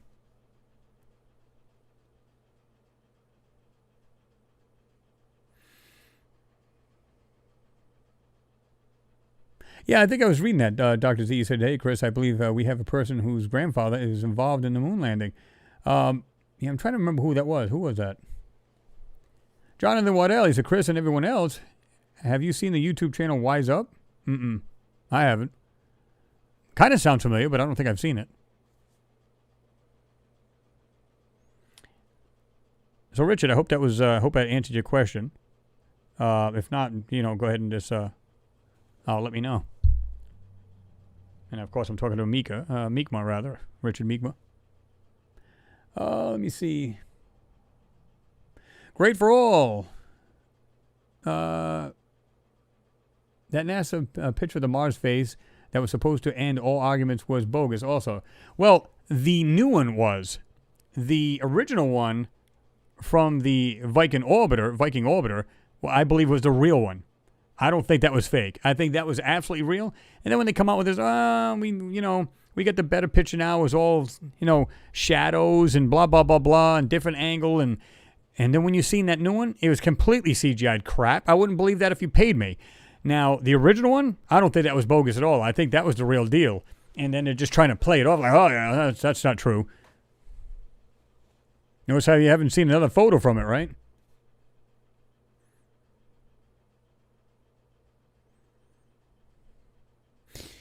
Hermental Bow says water from Mars might become a big business opportunity in the future besides minerals. Well, that could be.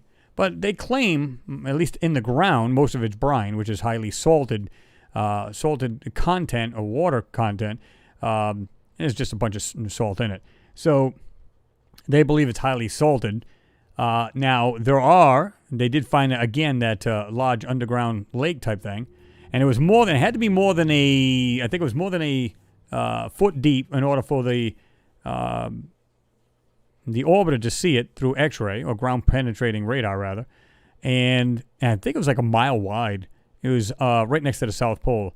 So that might be actually fresh water. There's no way of knowing. But being underground, usually the rocks will actually filter that, and it'll turn into like more of a natural, or just clear water and fresh water rather, than, like a brine or salt water.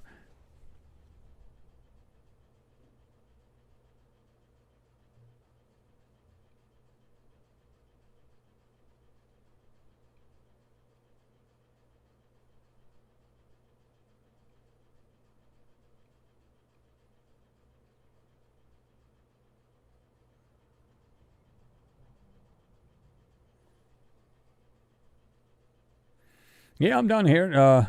Bronwyn? Yeah, let's hear it.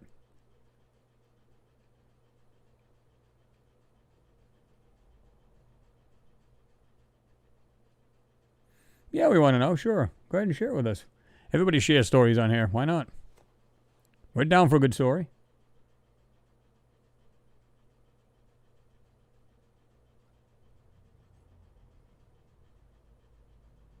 Valerian, I'm too skinny now. Cut back on diet and H2O.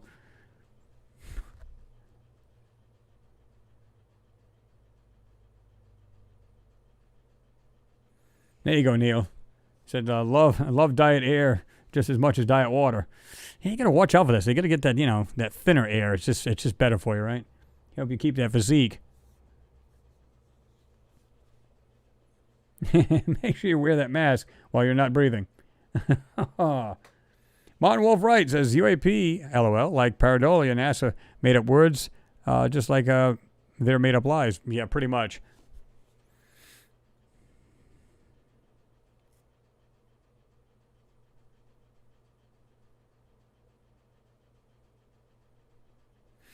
Lorenzo Bo says, according to the Sumerians, once there was many intergalactic wars, whole civilizations were destroyed.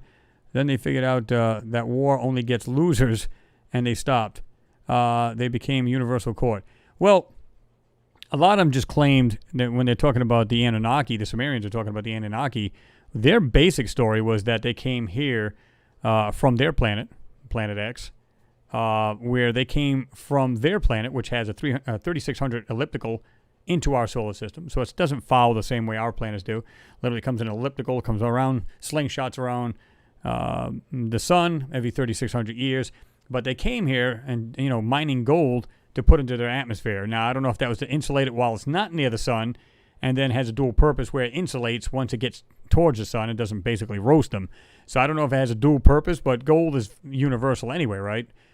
We use it in everything, conducting electronics and all kinds of things. We have it on the spacecraft, like they had it on the moon landers and stuff like that.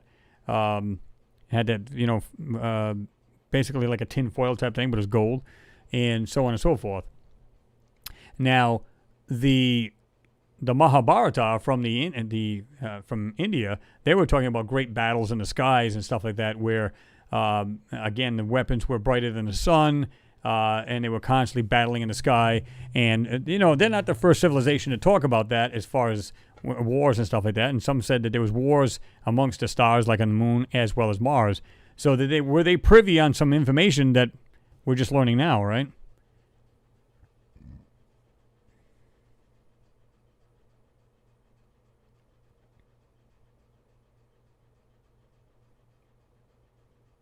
Ricardo, yeah, I think we were kind of hitting on base on that. Did anyone see a global warning on Jupiter caused by the sun, as is Earth?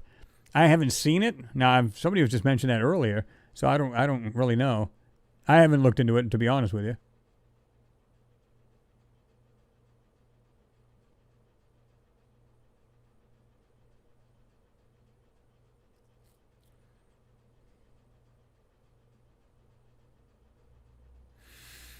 James, you said, Chris, Jesus, let's be honest here tonight. The fact that we were looking at structures and mechanical-looking devices and vehicles of sorts on the so-called rock flying through space is unreal, man. Yeah, I mean, absolutely. Yeah, exactly, Ricardo. They had the astronauts' visors had gold microfilm in them. Yeah, because they just put it down right over the regular visor. But yeah, exactly, James. I mean, everywhere we look, again, they're not going to spend. Think about the calculations that go into having. First of all, you got to come up with plans to build some kind of spacecraft, and whatever it takes to get it through from here out into space to rendezvous with a rock that's probably hurtling through space at 15 to 27,000 miles an hour. Go catch up to that. Get into its magnetic field or gravity, whatever little gravity it has. Get into it and orbit it. Then take photos of it, because you remember this thing's tumbling as it's going through space. Not rapidly, but it's still tumbling. So this thing's got to calculate and move around with it, take photos, and then, of course, I heard the sounds from it and everything else. So why would anybody do that? Spend them billions of dollars to do this, the time that it takes to get to it, get the information back, to do all that, because it's just a random rock. Come on. You know there's something in it from. They would not take the... It's like yourself going out and spending big money. Now, if you said, well, I got to go out and buy a brand new car because my other one is basically junk. Well, you have a motive to spend that money. You're not going to just go, hey, I don't need it, but I'm going to buy it anyway. Of course, I probably would if I had the extra money. But that's beside the point. But if you... There has to be in it something for... There has to be in it, in it for you to spend that kind of cash, right? To even eyeball that thing to begin with, and then say, okay, make it so. Let's get a mission to that rock. What is the point? We have rocks going through space all the time. Why are we worried about that one? Like that other comets and rocks that are flying to like Bennu. Same thing. Funky looking shaped rocks. And you know these things almost look like spacecraft or they're constructed somehow. It doesn't look real. I mean, it does, but it doesn't. You know what I'm saying? When you see all of these others, what look like either mechanical parts or structures, clearly you know something's living on it, or that thing is actually made to look like a rock when clearly it's not. It's either these people are very small and it's their planet, or they're about the size of us, roughly give or take, and that it's like an outpost, or maybe it's just, maybe it's like our space station. Of course, we only orbit our Earth, but maybe they just use it just to hurl through space. Maybe they have an infinite energy source and they don't have to worry about it. They can grow their own food if they want to, because they got an energy source. They don't need the sun. We have growth lamps and stuff like that, full spectrum lamps. We can grow food. We can do all that. We don't actually need the sun to do that. So is it possible they could grow their own food? They don't have to worry about it. They can hurl through space and not have to care about it, And in the meantime, they get to look at other planets. They get to look at other rocks, meaning moons, whatever it may be. They can just go through space and just their senses are checking everything out. Maybe they went by Earth. Okay, wow, there's a civilization there, and keep going. And they just send the information back to their planet. How do we know? We just don't have a clue. We're learning, though. We're getting there.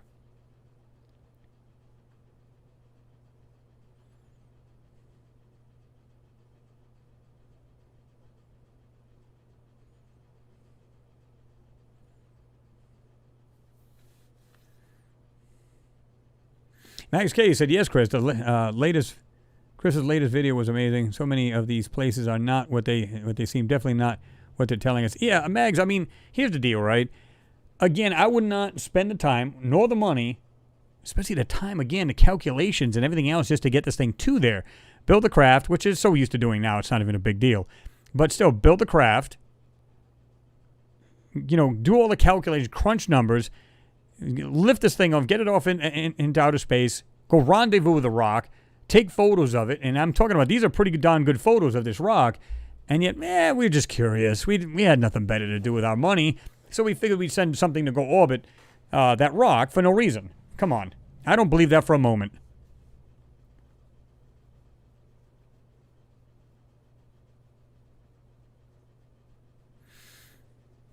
Bronwyn, you said my grandfather set up the Parkes Observatory. He had to go to the States and had to pitch Australia as an observatory, and who was Armstrong going to talk to?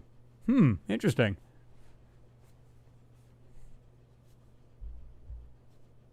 Pretty cool.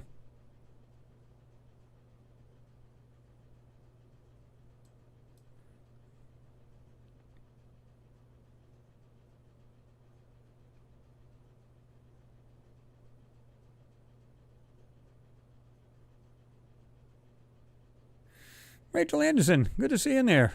Hope you're well. Hope you're doing good. I like to be put hi. Hi, Chris. I like that. But glad to see you in there. Again, I hope you're doing well. Beyond Undisclosed. Oh, hello. What's going on?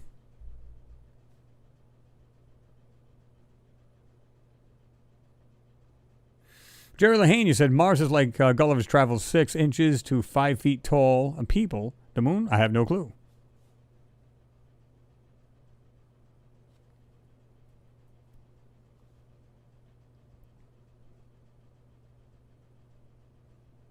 Oh, Michael White. Hey, everybody relax, he said. Relax, everyone. I'm here.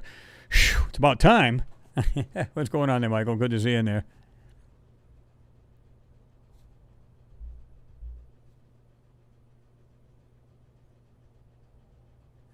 Terry Burdett, what's going on? He said, hey, Chris, I think we are looking at ancient Mars modern Mars tech, alien visitor tech, plus current Earth away team tech. That's why it's hard to understand what we are seeing. Yeah, I believe that too. I mean, I think this is like a combination of everything, kind of like what we have here on Earth, right? I mean, we have ancient civilizations here. We have newest civilization. We see where we are now up to this point technologically. So we have everything from indigenous people that are like don't have a clue about anything that's has any technology to it, and they're just living their lives, up to people who are now like going up to like Branson, going up to low Earth orbit, taking his first flight. So that's pretty cool, right? And this is going to become the norm. And I think it's like what is it? What was it? $500,000? No, $250,000, like $250,000. To take a flight up there. I don't think it's even 6 minutes long. 10. What is it? Is it 10 minutes long? 6 minutes long? To actually, once you're up there, you kind of go up there a little bit. Now, 6 minutes doesn't sound like a lot, but depending how fast you're flying. And then, of course, then you come back and you descend and you come back down. So this is going to be the norm at some point. You're going to be able to do this and, become like a ride, if you will, like a carnival ride. Hey, you can go up there for $100,000 now. Now it's $50,000 because you get more and more people going. So who knows? It'd be interesting to see in the future, right?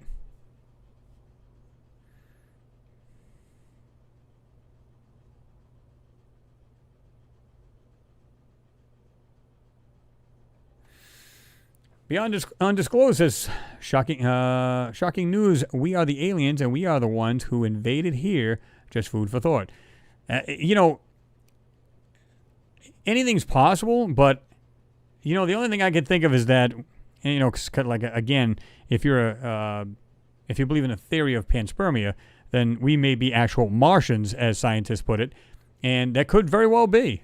And that's how and then once we're on this planet, we just evolve. But they say our body's more apt or more, actually better set to Mars time, right? So, I think it's 24 hours and 40 minutes for a full day on Mars. And the gravity's less. So therefore, as you get older here, what happens? Your body compresses over a certain amount of time due to the gravity. There, this would not happen. And like I said, just a little bit longer day. Everything's seems to be more in tune. Your body's more in tune with Mars than it is here on Earth. At least that's what some scientists say. So maybe this is the reason why we have so many ailments here on Earth as we probably would on Mars. Who knows, right?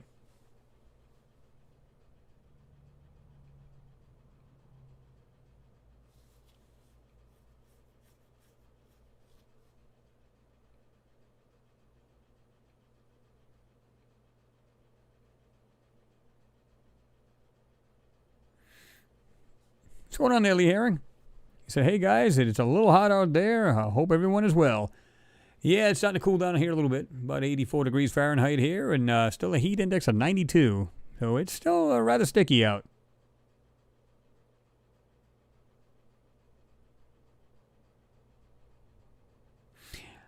Armando Bo says, anti-gravity works if you raise the frequency of gravity particles.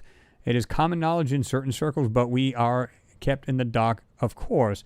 Well, you get, they were using, like the Vimanas. They had, mercury, and you'd have this, it would spin to a certain degree where it actually build a field, and you'd have this anti-gravitics kind of thing going on. So you had electricity, you've got the mercury spinning in such a speed that you can get anti-gravitics. So, of course, there's much more to it now, but that's what was said. Now, I'd love to see one of those things actually work. That would be cool. And I'm sure they have it. You can almost guarantee it. Anything that's been thought up, we've tried it and perfected it. Or if it's still in the works, we're going to perfect it. It's as simple as that, right?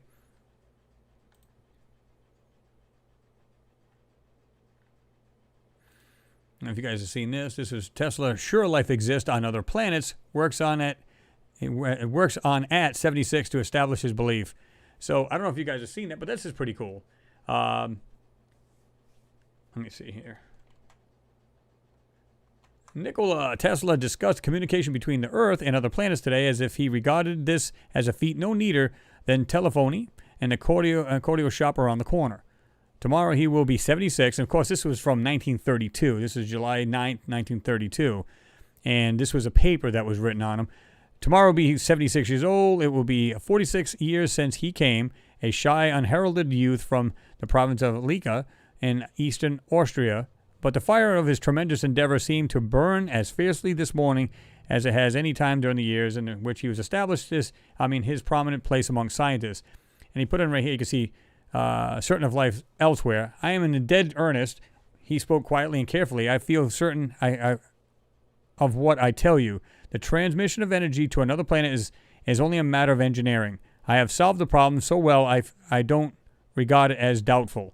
He is certain, too, he said, that there are creatures on other planets whose ways are like the ways of those on this one. It's mathematically certain that the other planets are inhabited.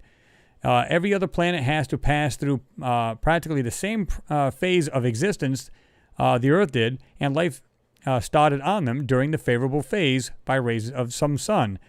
It develops in the presence of moisture and heat and light, and much the same manner as life does here on Earth. So this is right from Nikola Tesla, and the guy was absolutely brilliant. I totally believe that.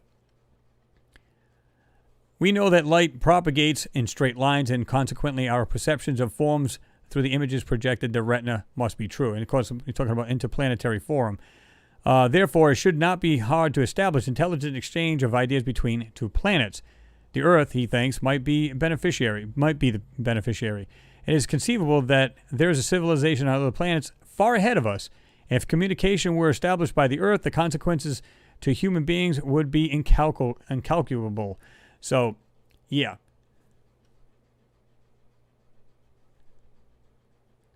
So I don't know if he's meaning that would be a really bad thing, but we don't know that, right? Of course, it was back in 1932.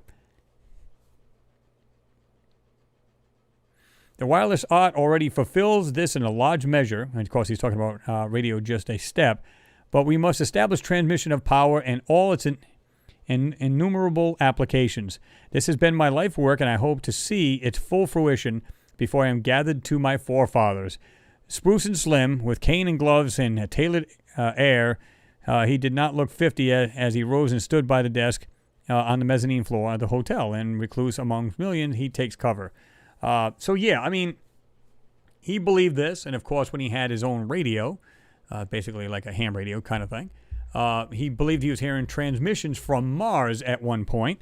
Now, they also claimed that maybe the Black Knight satellite, that he might have been hearing that. Now, I'm not sure if that was either one, but he believed he might have been hearing something from Mars. Now, that's kind of weird because in 1941, there's massive 2 nuclear explosions in the lower atmosphere of Mars, not on the ground. So, 1932, maybe he did hear something from Mars, and all of a sudden, nothing, right?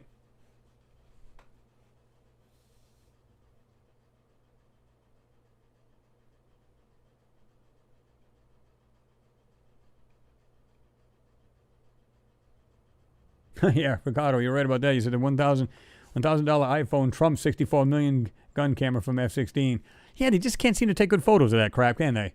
Interesting.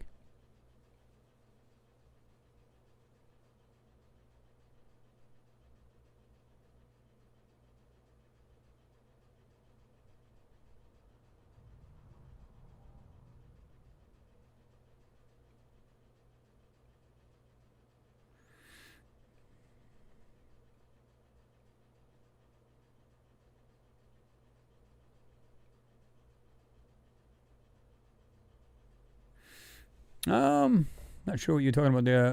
Brownwind, you said, yes, Apollo 11 had to have communications. Oh, absolutely. Had two-way communications, 2-meter band. and that's why a lot of the other ham operators on Earth at the time, when they said go to the other channel, some of them actually heard them. They scanned for them and found them, and heard them talking about there was actually spacecraft. Now I don't have any way to vet that, but that's what was said, right? Now whether there is or not, I don't know. But when they said go to the other channel, they went to what they thought was like a medical channel or something like that, but I think it was like a private channel. So that's why the communication, you couldn't hear anything for like 20 minutes. But then they went on to this other channel and they probably talked, but other ham operators from around the world could actually could hear them depending on what position they were in during the day or night. But funny enough too, they had remote like systems. They could actually tell what was going on with the equipment on the capsule on Earth, which was really weird. Like they said, oh yeah, we see the malfunction here too. Like something, let's say an emergency was going off on there. Well, they'd see it on Earth too. Oh, yeah, we already know it's there. I'm like, wait a minute. These guys are a little more far advanced than we think as far as communications and the technology back then for them to be able to do that. I mean, car makers can find out what you're doing now on your car because a lot of them, if you got GPS, it's integrated with the car itself. So they pretty much know. That's why, you have like OnStar and all that other crazy stuff. But it's just weird how it's integrated now, but back then, no.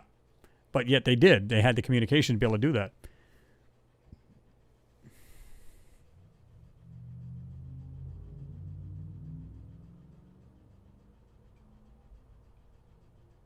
I think just jumped on me here.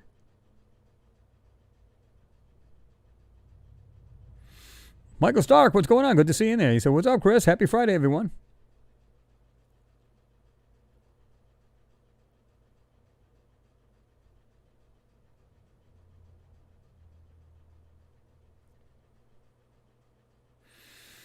Jerry Lane, he said, India must have been a hotbed of alien wars in the sky. Well, the thing is, they might have taken place other places, right? Because I know a lot of other places saw UFOs and saw, craft at the time. Back thousands of years ago. So, but yeah, it might have actually been that way. Who knows? Maybe it was their own, and they were fighting amongst themselves. But the way they make it sound, because they did say there was just like giant cities in the sky fighting against each other, again with the weapons that brighter than the sun. So, who only knows, right? Scourge 1971, what's going on? He said, yes, up, y'all. What's going on?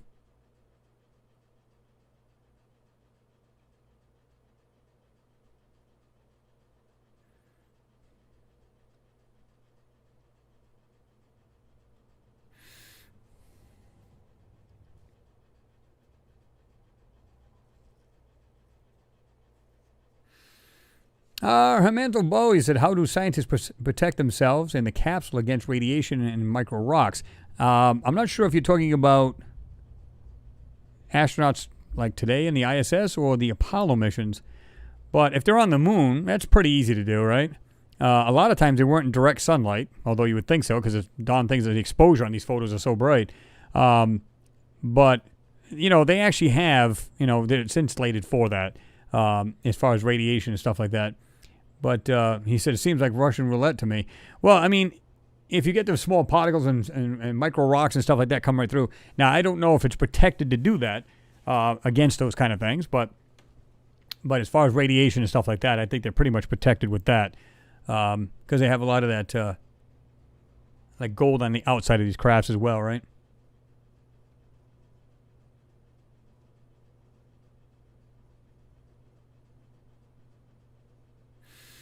Ricardo, he said Tesla seemed to be suggesting suggesting and thinking about Type 1 and Type 2 civilizations with his remarks about energy transmission. Yeah, I agree.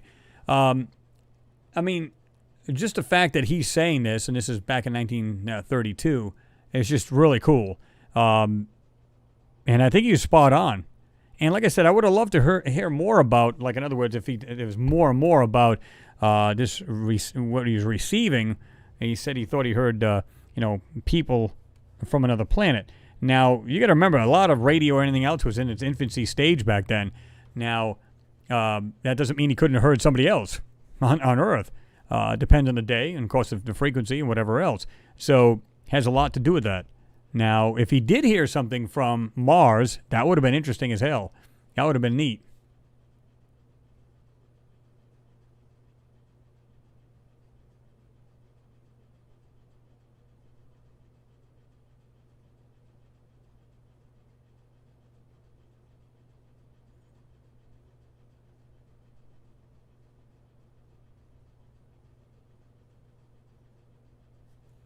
Yes, she did, Pete. You said Sarah spied a Tesla tower in the side of a mountain in Antarctica. There's actually more crazy stuff in these photos.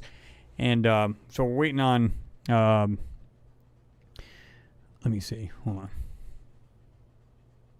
Why is that even on? Okay. Sarah replying. Yeah, and Julia's she's busy right now too, and she's doing her thing, and she's getting it closer and closer to get this site back up. And so I'm like, we're patient here. We can wait. But she had other photos, and she didn't want me to share them yet. But there is some other crazy things on these mountains and stuff they've actually blocked out. So hopefully she'll be in it, because she said, I'm sorry you haven't jumped me yet, meaning getting really mad at me for, not getting it out. I said, listen, I'm a patient man. I'm doing my thing anyway. So, whenever you get it done, let me know. I said, I'll let everybody know. We can have a better look at it and do some more videos on it as well, right? Cool stuff. Leonard Shellhammer, thank you very much for your support, sir. Much appreciated. I like to look out here. Here's a cup. That's cool. I haven't seen that one yet. Must be a new one. That is pretty cool. Thanks again, Leonard. Appreciate you. Brian Norton, you said, thanks for all you do, Chris. I really appreciate for you hanging out with us. Well, no, I appreciate you guys being here as well. This is awesome. Because like I said, we get to share a lot of information. We get to talk about different topics. And that's what makes it interesting, and that's what makes it cool. That's what I look forward to at the end of the week, especially when you've been beat up after working all week. And sometimes it's long days, right? So, yeah. It's it's just good to be able to just get down here. And I almost didn't make it today. I was actually in a rush doing some things before going on vacation, and I was like, well, I said, let me just get this all set up, get everything fired up, fire up both computers. This one here actually takes longer to boot up because I have it doing other, cleaning stuff and doing everything else before the computer even fires up. So it does all that, and so it'll be a while. And I'm like, okay, let me just fire it up for about 10 minutes and get it to work. This one here is within 30 seconds. But I don't care because that's not my main computer over there. Although it's a good computer, it's not my main. So I just let it do its thing, let it boot up, do whatever it's got to do, it scans and whatever else, and just be done with it.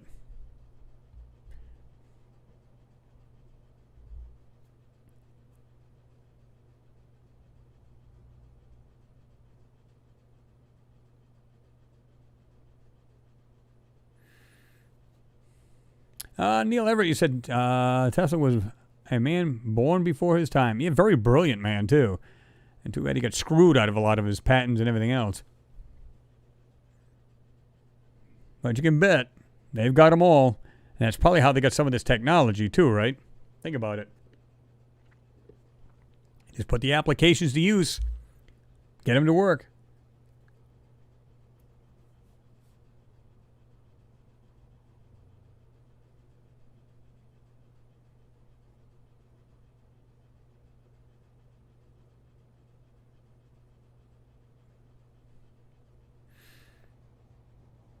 Thomas Rice, what's going on? He said, thanks, Chris. Well, thank you, Thomas, for being there and watching the videos and stuff like that. And thanks for being here, as always, like everybody else. I do appreciate you being here.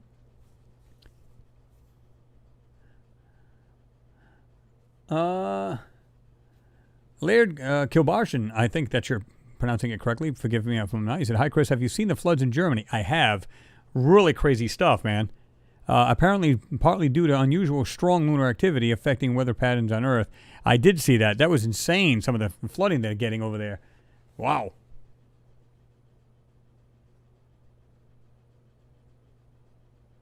Neil Everett, you said they must have seen stuff here before the moon and then Mars. Well, they did. I mean, the stuff in Antarctica alone, that's either not ours or it is thousands of years ago, but it seems to be high-tech. Seems to be structures there that should not be there.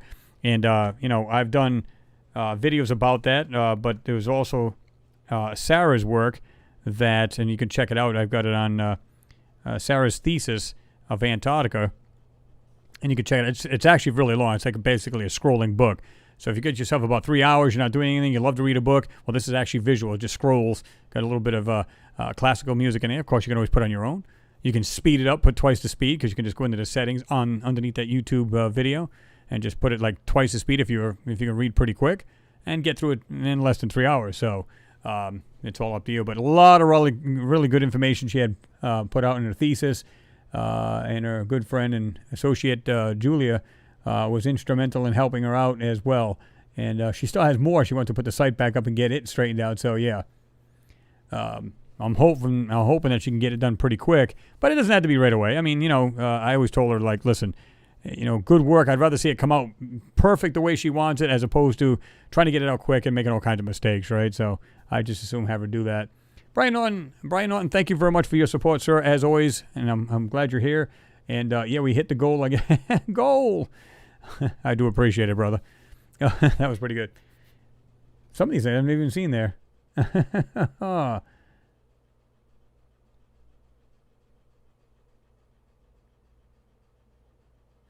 Kenneth, your question was, do you have a wish for the future things you would like to experience? I wish in my lifetime we get in touch with aliens. Yeah, that's probably one of mine too.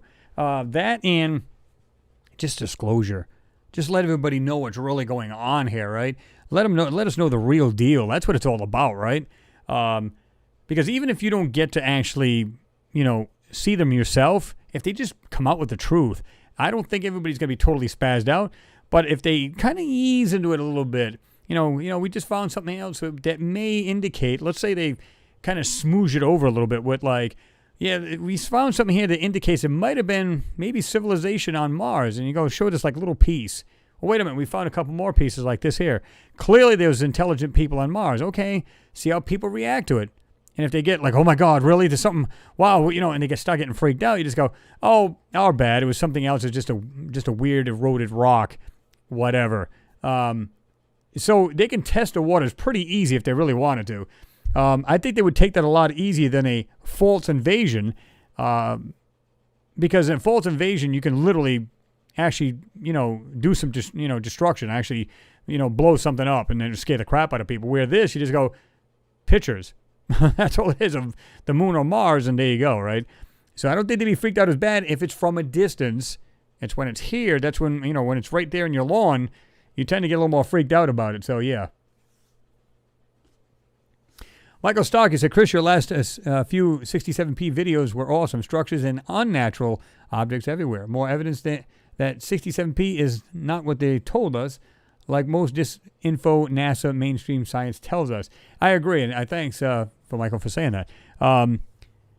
Yeah, I mean, the more you look at this thing, again, they didn't rendezvous with this rock for no reason. It's kind of like going to the moon 6-7 times because we want to look at the dust and, just the rocks and stuff like that on the moon. We could have done that with one mission. Why go to 6 of them? And again, I don't believe they ever quit. I think they just kept going. And they probably have a base there for probably 20, 30 years, at least that, if not 40, 50 years. So, again, going to Mars, what's the point? Why is everybody going all of a sudden? Especially if you're just sending an orbiter. Okay, you got a camera on there. Best camera you could put on there. So you're going to see all kinds of sights.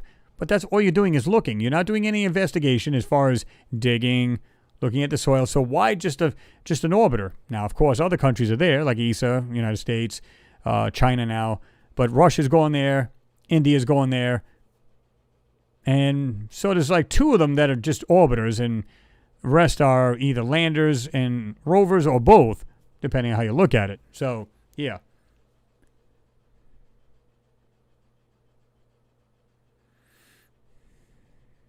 Exactly, Neil. You said Tesla was robbed and died mysteriously. Yeah, they pretty much starved him to death, to be truthful with you. If you've seen the remaining photos, I mean, he's all sucked in on his face. He just looked really horrible. And you can't help but, feel bad for the guy. Brian Norton says, Mars family gets me through the week. Love all you guys. Yeah, it's actually good for everybody to be here, Brian. It just helps break up the week, and especially these times where you got this COVID was going berserk and everything else, and who knows, it might be second strain now, but not even worried about it.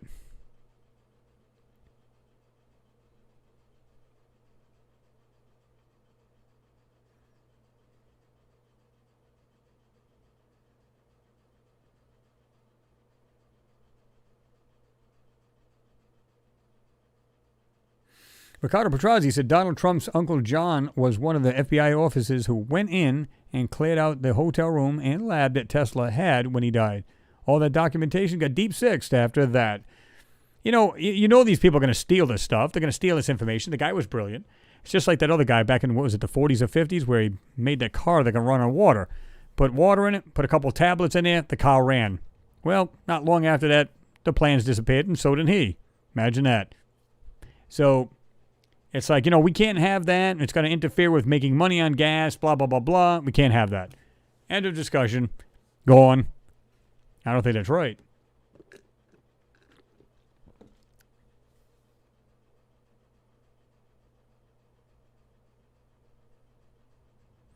Thomas Rice said, Chris, we need a beer sometime. I'm buying. Your work is incredible, and I appreciate you. Besides, your madness is close to my own madness. Oh, you've got to be, man. You got to be mad. Well, yeah, man. Sounds like a plan. It's like, I don't know if you'd call it mad, though. Intelligent, open-minded, but yet critical. I don't see that as mad. I see that as, just putting some thinking into it, man. That's pretty much it. And I can say that for just about everybody here. They're not just falling for it. They're going, you know what? I want to investigate that myself. And I've always said that. I'd rather have critical thinking people than just like robots. Yes, we believe. We'll follow along. No. And it's a lot of brilliant people here, and that's what I love about it. Because, like I said, I could be wrong in so many aspects. And sometimes when people suggest, no, it could be this instead. You know what? Never thought of that. Learn something new every day. And that's what it's all about. Bring the news, bring the information. We chat it up. Love it. That's what I love about doing these. These are great.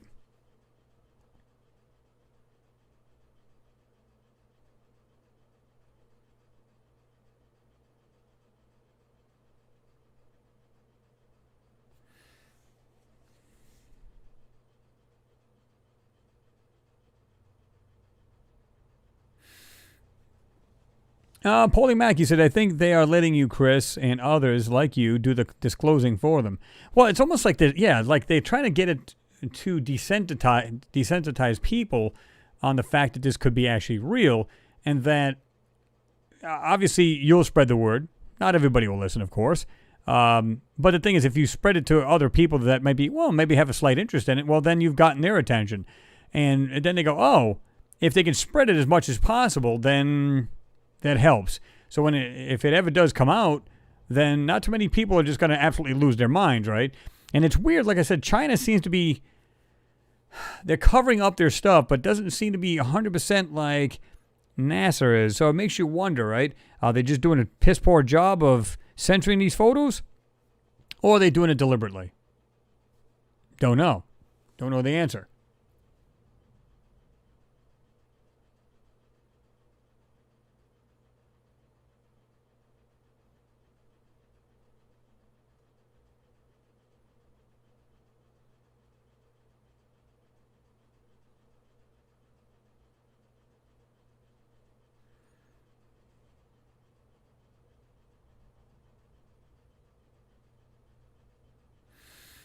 I don't know if you can, Ken K. You said, is it cool to post links here? I was checking out that site, and Tesla promises communication with Mars.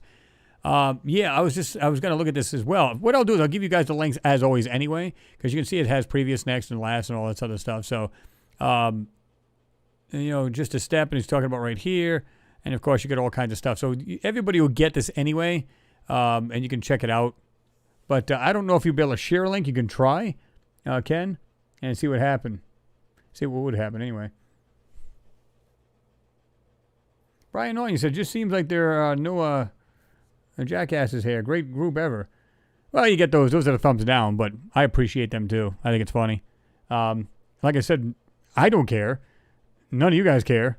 And if anything, YouTube looks at it like, oh, it's just statistics. It's just, people are interacting with the channel. That's what we like to say. Because that's what they go by, right? They go by, the more interaction there is, then they can sell more on their ads. I mean, they get more ads coming out. They don't care.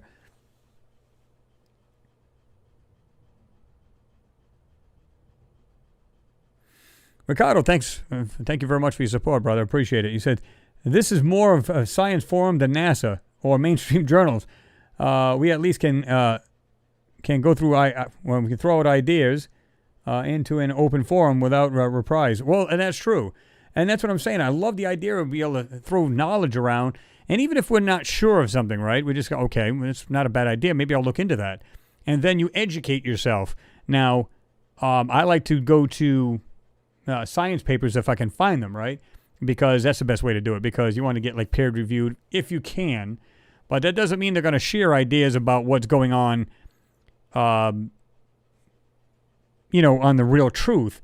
It's like I was watching Neil deGrasse Tyson the other day when he makes fun of like what he thinks about UFOs. Oh, they can never be here. Blah, blah, blah, blah. This guy absolutely knows this stuff is out there. He knows it. Being an astrobiologist, he's got to know this, or astrophysicist rather. Darn well he knows about this stuff. He knows it.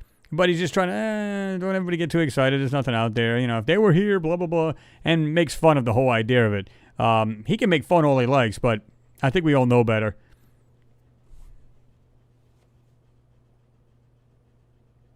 Ricardo. Chad, apologies for the drunk spelling. Had a few. Be all right. Just don't fall over, man. That could hurt.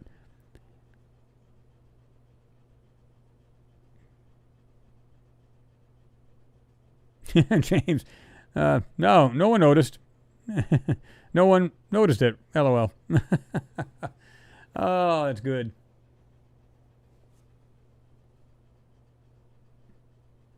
Nicholas Papa says, having a few too, celebrating my new job. Well, good luck with it, Nicholas. Hope the job works out for you.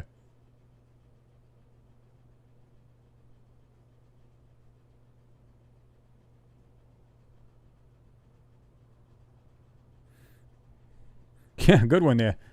Theta mooned me. Trolls are still interested in this stuff, but they're also the kind of people who are uncomfortable in their own skin, hence the need to sit alone at their computer and poke fun. Well, yeah, you'll get that. We always look forward to the thumbs down here. We actually say hi to them. Like they're going, man, I swear to God, this will make my day. I'm going to give them the thumbs down. Man, I achieved something. It's funny how they do that stuff, and I think it's hilarious, actually. I always say thank you to them for being here. To take the time out, literally, even if you just come over there and say, I know this guy's live, let me just go ahead and go on there. What is the purpose? That's what I find amusing. I don't even bother. If I don't like a channel, I'm not going to go back to it just to give my thumbs down. Who cares? That's why I think it's hilarious. And like I said, YouTube doesn't go, oh, he's got thumbs down, so therefore we can't suggest him in anything. No, they look at it as like, well, there's interaction on this channel. Great. They don't care.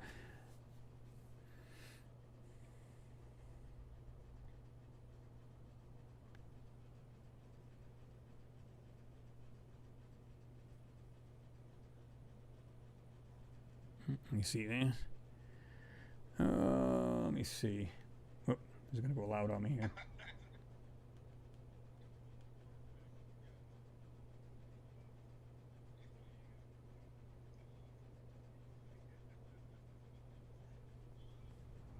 Let me see here.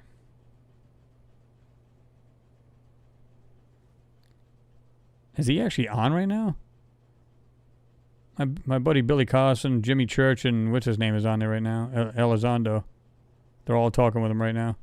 I just noticed that. Jerry Lahane, you said Tyson is a blowhard and his family paid to shut up. No blab order. Well, like most of these scientists, yeah, they're not going to say anything. And, they could take a chance of losing their job or being laughed out of, being a laughing stock, right?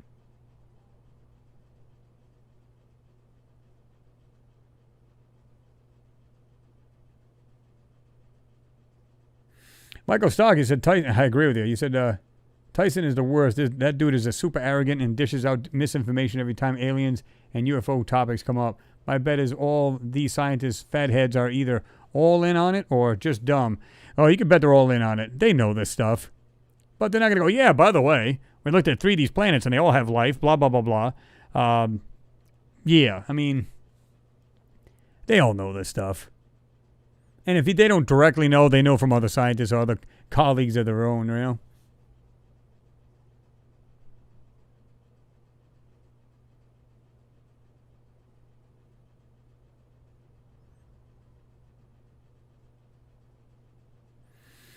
Matthew said, that's exactly why I never listen to anything Tyson has to say. The old days of making a joke about these issues is over thanks to today's technology advancements. I totally agree with you. Yep. William Hayes said, was it orange UFO in Ohio? Did somebody mention that? Or is it?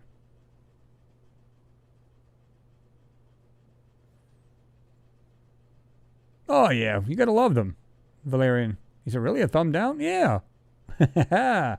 Love it.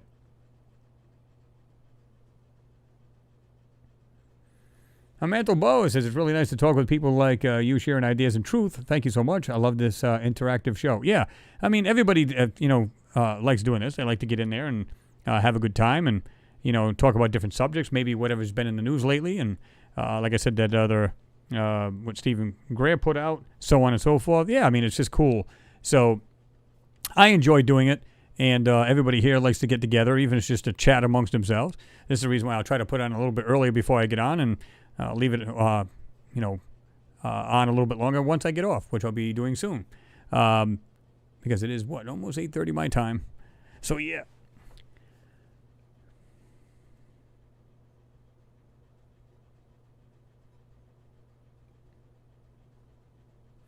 Brian Norton said, waited whole life for this. Slow-moving bright orb, low in the skies in Canton, Ohio. Yeah, you'll get that. I mean, it's kind of cool. I've seen things myself, like I said, years ago when I was in my teens. A buddy of mine was looking at from his house. There was a tower that is in a park, probably, I'm gonna guess a half a mile away from his house. And you can see the tower. It's actually got a clock on all four sides. You can look this up. It's Jenks Park. Jenks Park in Central Falls, Rhode Island. And, there was his house at one time was moved. It was actually during the Prohibition. It was actually in the same land of that tower, and it was moved down to the street his was at. And we were sitting there. We seen like these lights come off there. It looked like, you know what it looked like? It looked like a police car. I'm going, why is there red and blue lights coming out off that tower? He goes, really? He looks up. He goes, wow, that is pretty neat. And we seen it actually go up like this, like at an angle, as opposed to straight off. Or it's just weird, just going off like at an angle. I said, there's no way. So, yeah, I mean, that was the first one I've seen back then, and this goes back a few years. So, pretty interesting.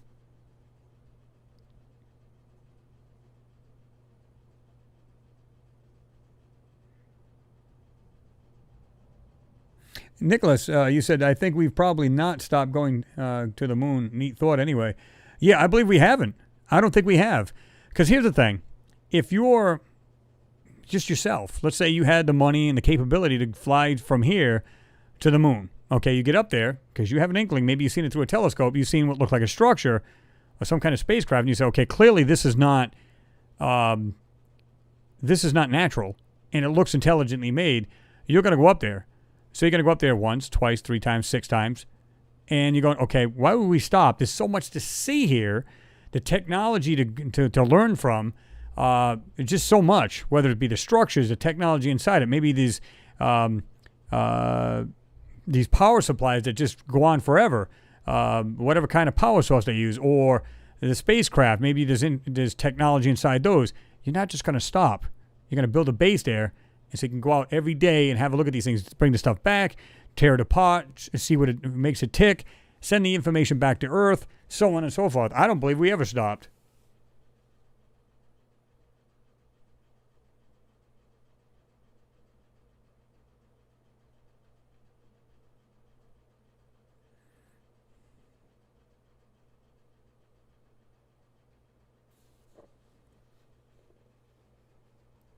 Ouija Seagull, what's going on? Good to see you in there.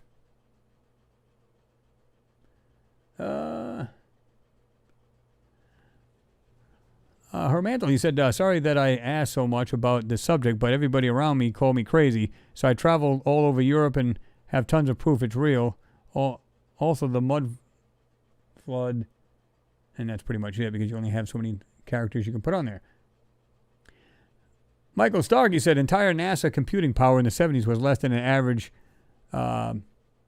phone, yet we don't have the tech to go to the moon again. So much BS. They never stopped going, or moon inhabitants set restrictions. Yeah, I mean, there's no doubt in my mind that they never stopped. Why would you? There's so much to learn from that stuff. And based on what I've seen in them photos, absolutely they know exactly what's there. And they're not going to stop. They're going to keep tearing the stuff apart, learning from it, maybe duplicating it up on the moon. Think about it. You don't have to worry about being seen here on Earth because you're doing it up there. And if they had to send cargo, for these people that are on the moon and these bases, why would it be a problem? Like I said, retrofit the SR-71 or one of these space shuttles, or a couple of them, retrofit them so that they can actually fly from here to the moon. Like I said, if you had some kind of way to land on the moon, like a runway type thing, how hard would it be to get back off the moon? Because we know what the gravity is on the moon. It's nearly nil compared to on Earth. So taking off there would use hardly any kind of fuel, and you can literally get back with no problem, come back in like they did when they were putting the space station, the ISS, together, and just come right back into Earth's atmosphere, and there you go. So, well, they're already in the atmosphere, but you get what I mean. So just come right back down to Earth and just land like you would, like a regular plane, like they did. So, yeah. And if you use like the SR-71 type thing where you can almost be invisible to radar, retrofit the engines, put the cargo in something that size or something bigger, because they weren't super large, but you'd have to build something bigger in order to have more cargo.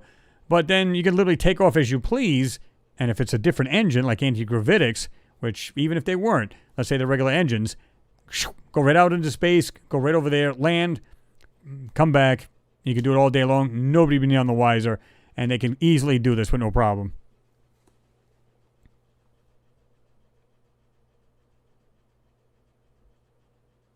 James Cragen, thanks again for your support, man. You said, we never stop going up, and you and us all know.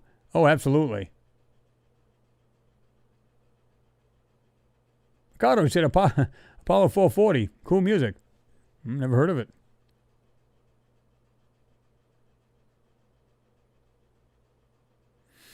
Yeah, Neil, I was actually talking about that earlier. I said, what makes everybody think we are Earthlings? We could be descendants of Mars' catastrophe and sent here. Yeah, could have seen a pending doom and just flew here and started life and everything on this planet. Absolutely, could have very well have done that.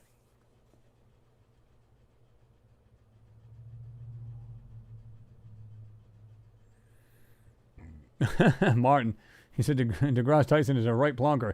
Yeah. Like I said, these guys probably know it, but maybe they got a gag order too. And like I said, they might be laughed out of there or said, listen, you say anything, something unfortunate, like they did to the astronauts, probably said, listen, something unfortunate may happen to your family. So they were like, okay, won't say a word, take it to the grave, But some of these guys on the deathbed was talking about and hinting towards it, like, yeah, I believe we seen UFOs and so on and so forth. So Matthew said, enjoy your vacation, Chris. I appreciate it, Matthew, and I know you're taking off, so you have yourself a good one as well. Have a good week and a good weekend coming up there, right? So, yeah. Hermandel, you said, I have a difficult question. They say that the ninth planet cannot be seen, Anunnaki. But what if they are in another dimension and that the effects are already noticeable in our dimension right now? Well, the Anunnaki was supposed to be actually technically the 10th planet because we were supposed to be obviously Pluto was a planet at one time. So that was supposed to be the 10th. But the way they counted it, I'm trying to remember how they did this. They counted from the opposite way. We were considered the 7th planet from the sun because if you count backwards from their planet, which would be the 10th planet, count backwards, we'd be the third planet or the 7th from them, right? So, and of course we know we're third from the actual sun. So, the way they looked at it was different. So they were supposed to be actually the 10th planet. Now, again, if you do eliminate Pluto as a planet, well, then clearly it would be the 9th. But it's supposed to be in an elliptical orbit. Again, I said this earlier, it's supposed to be like a 3,600 elliptical orbit that would come out from us, or come in from our solar system, come around our sun, and shoot back out. I'm not sure what keeps it in an elliptical, if it goes that far out. 3,600 years is quite a bit of time. What slingshots it back on that end to back here? So that's kind of weird.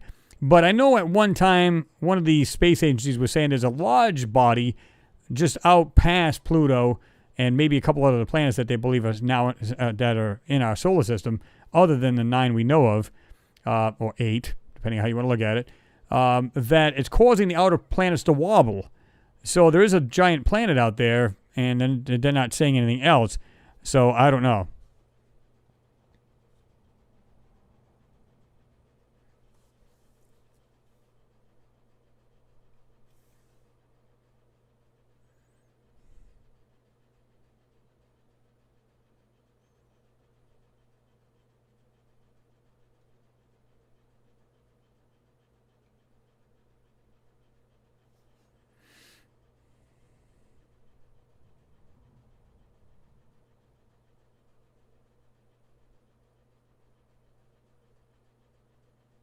They just jumped at me here. Hold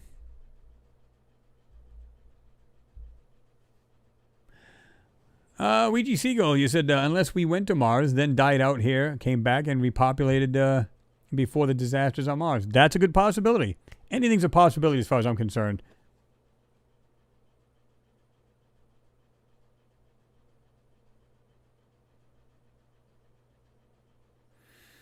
We never know there, Neil. You said it's so annoying in my lifetime, I'll never know the truth of the dark side. Well, I call it the other side because it gets light there too. On the moon and all of the juicy details on Mars. Well, we don't know that. Depends on how fast this disclosure accelerates, right? So, makes all the difference in the world. Hopefully, because it seems to be snowballing. It seems to be getting faster and faster, but if it's disinformation, then how do we know, right? It's hard to tell, but we'll definitely. I think we'll see. The next 5-10 years, I think we'll actually see a lot more coming out, unless of course somebody gets disgruntled and we find out a whole lot sooner.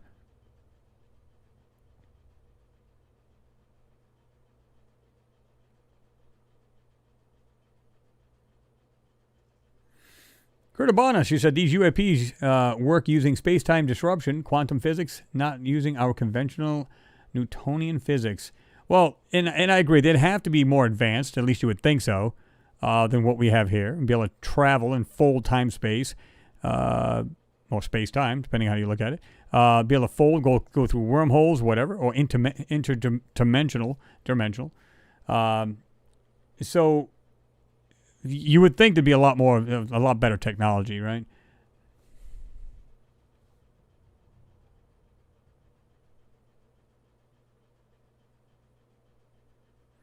Some say that there are, Matt. You said any truth of the real Stargate. Knew that was a TV show, but is there one for real? I can't say for real. I don't think there is, but that doesn't mean that they didn't take that information. Meaning, the idea of a kind of Stargate type thing.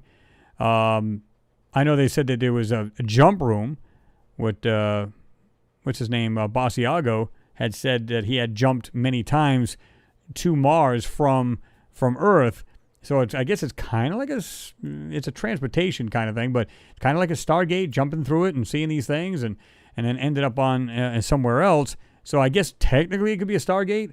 Now, whether that's true or not, I'm not sure of. I don't know if I buy the whole thing, but hard to tell.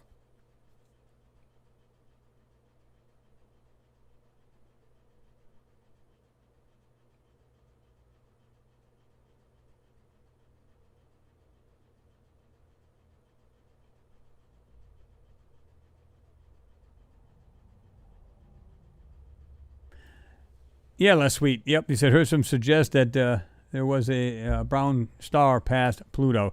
Well, there is. I don't know how far it is out, but again, we're supposed to have this burned out dwarf type thing that was another sun. We were actually a binary star system at one time. Now, I don't know how much further out from Pluto, because again, some scientists have stepped forward and said there's more planets in our solar system than just the 8 or 9, depending if you still consider, because again, they might consider Pluto in 2 years another planet again.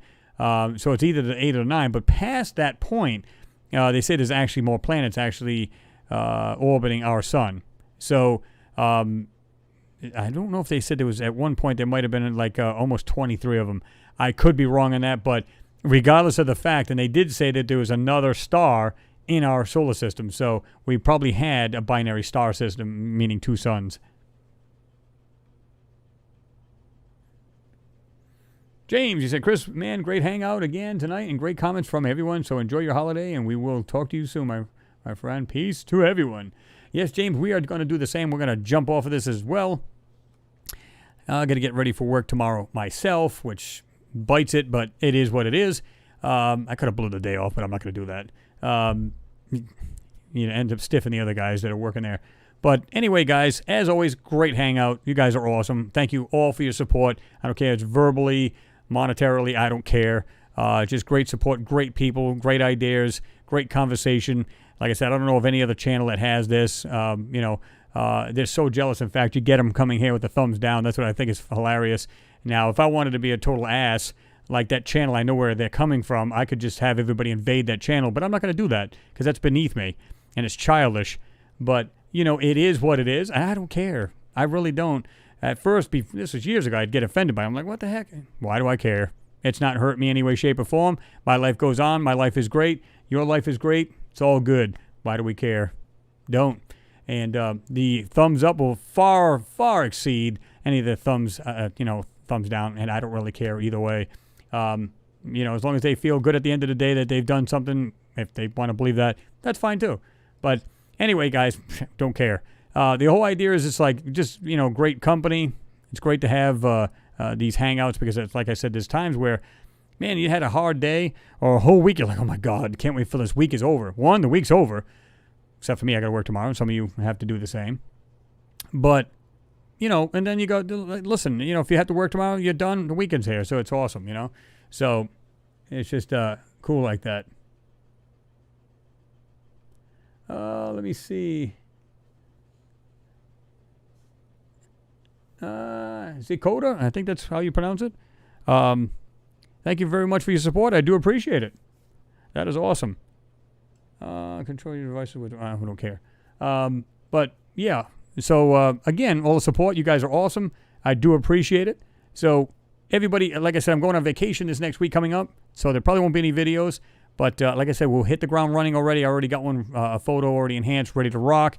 So you'll see something there probably on Monday, like we always do. At least I try to kick it out on a Monday and get them rocking and rolling for you guys. And there's plenty of other videos to watch. If you haven't watched them, check out the other videos we got here. I mean, it's just cool to just be able to do that too. So anyway, everybody have a great weekend coming up. If you're already into the weekend, I envy you. But have a good weekend regardless. Have a great week coming up, and we'll talk to you guys soon, right? Peace, everyone. What time is it? It is 38. We'll wait until like 50, and we'll shut down the stream. You guys can converse a little bit more and tell everybody sees you. Anyway, peace, guys. Be safe. We'll see you soon.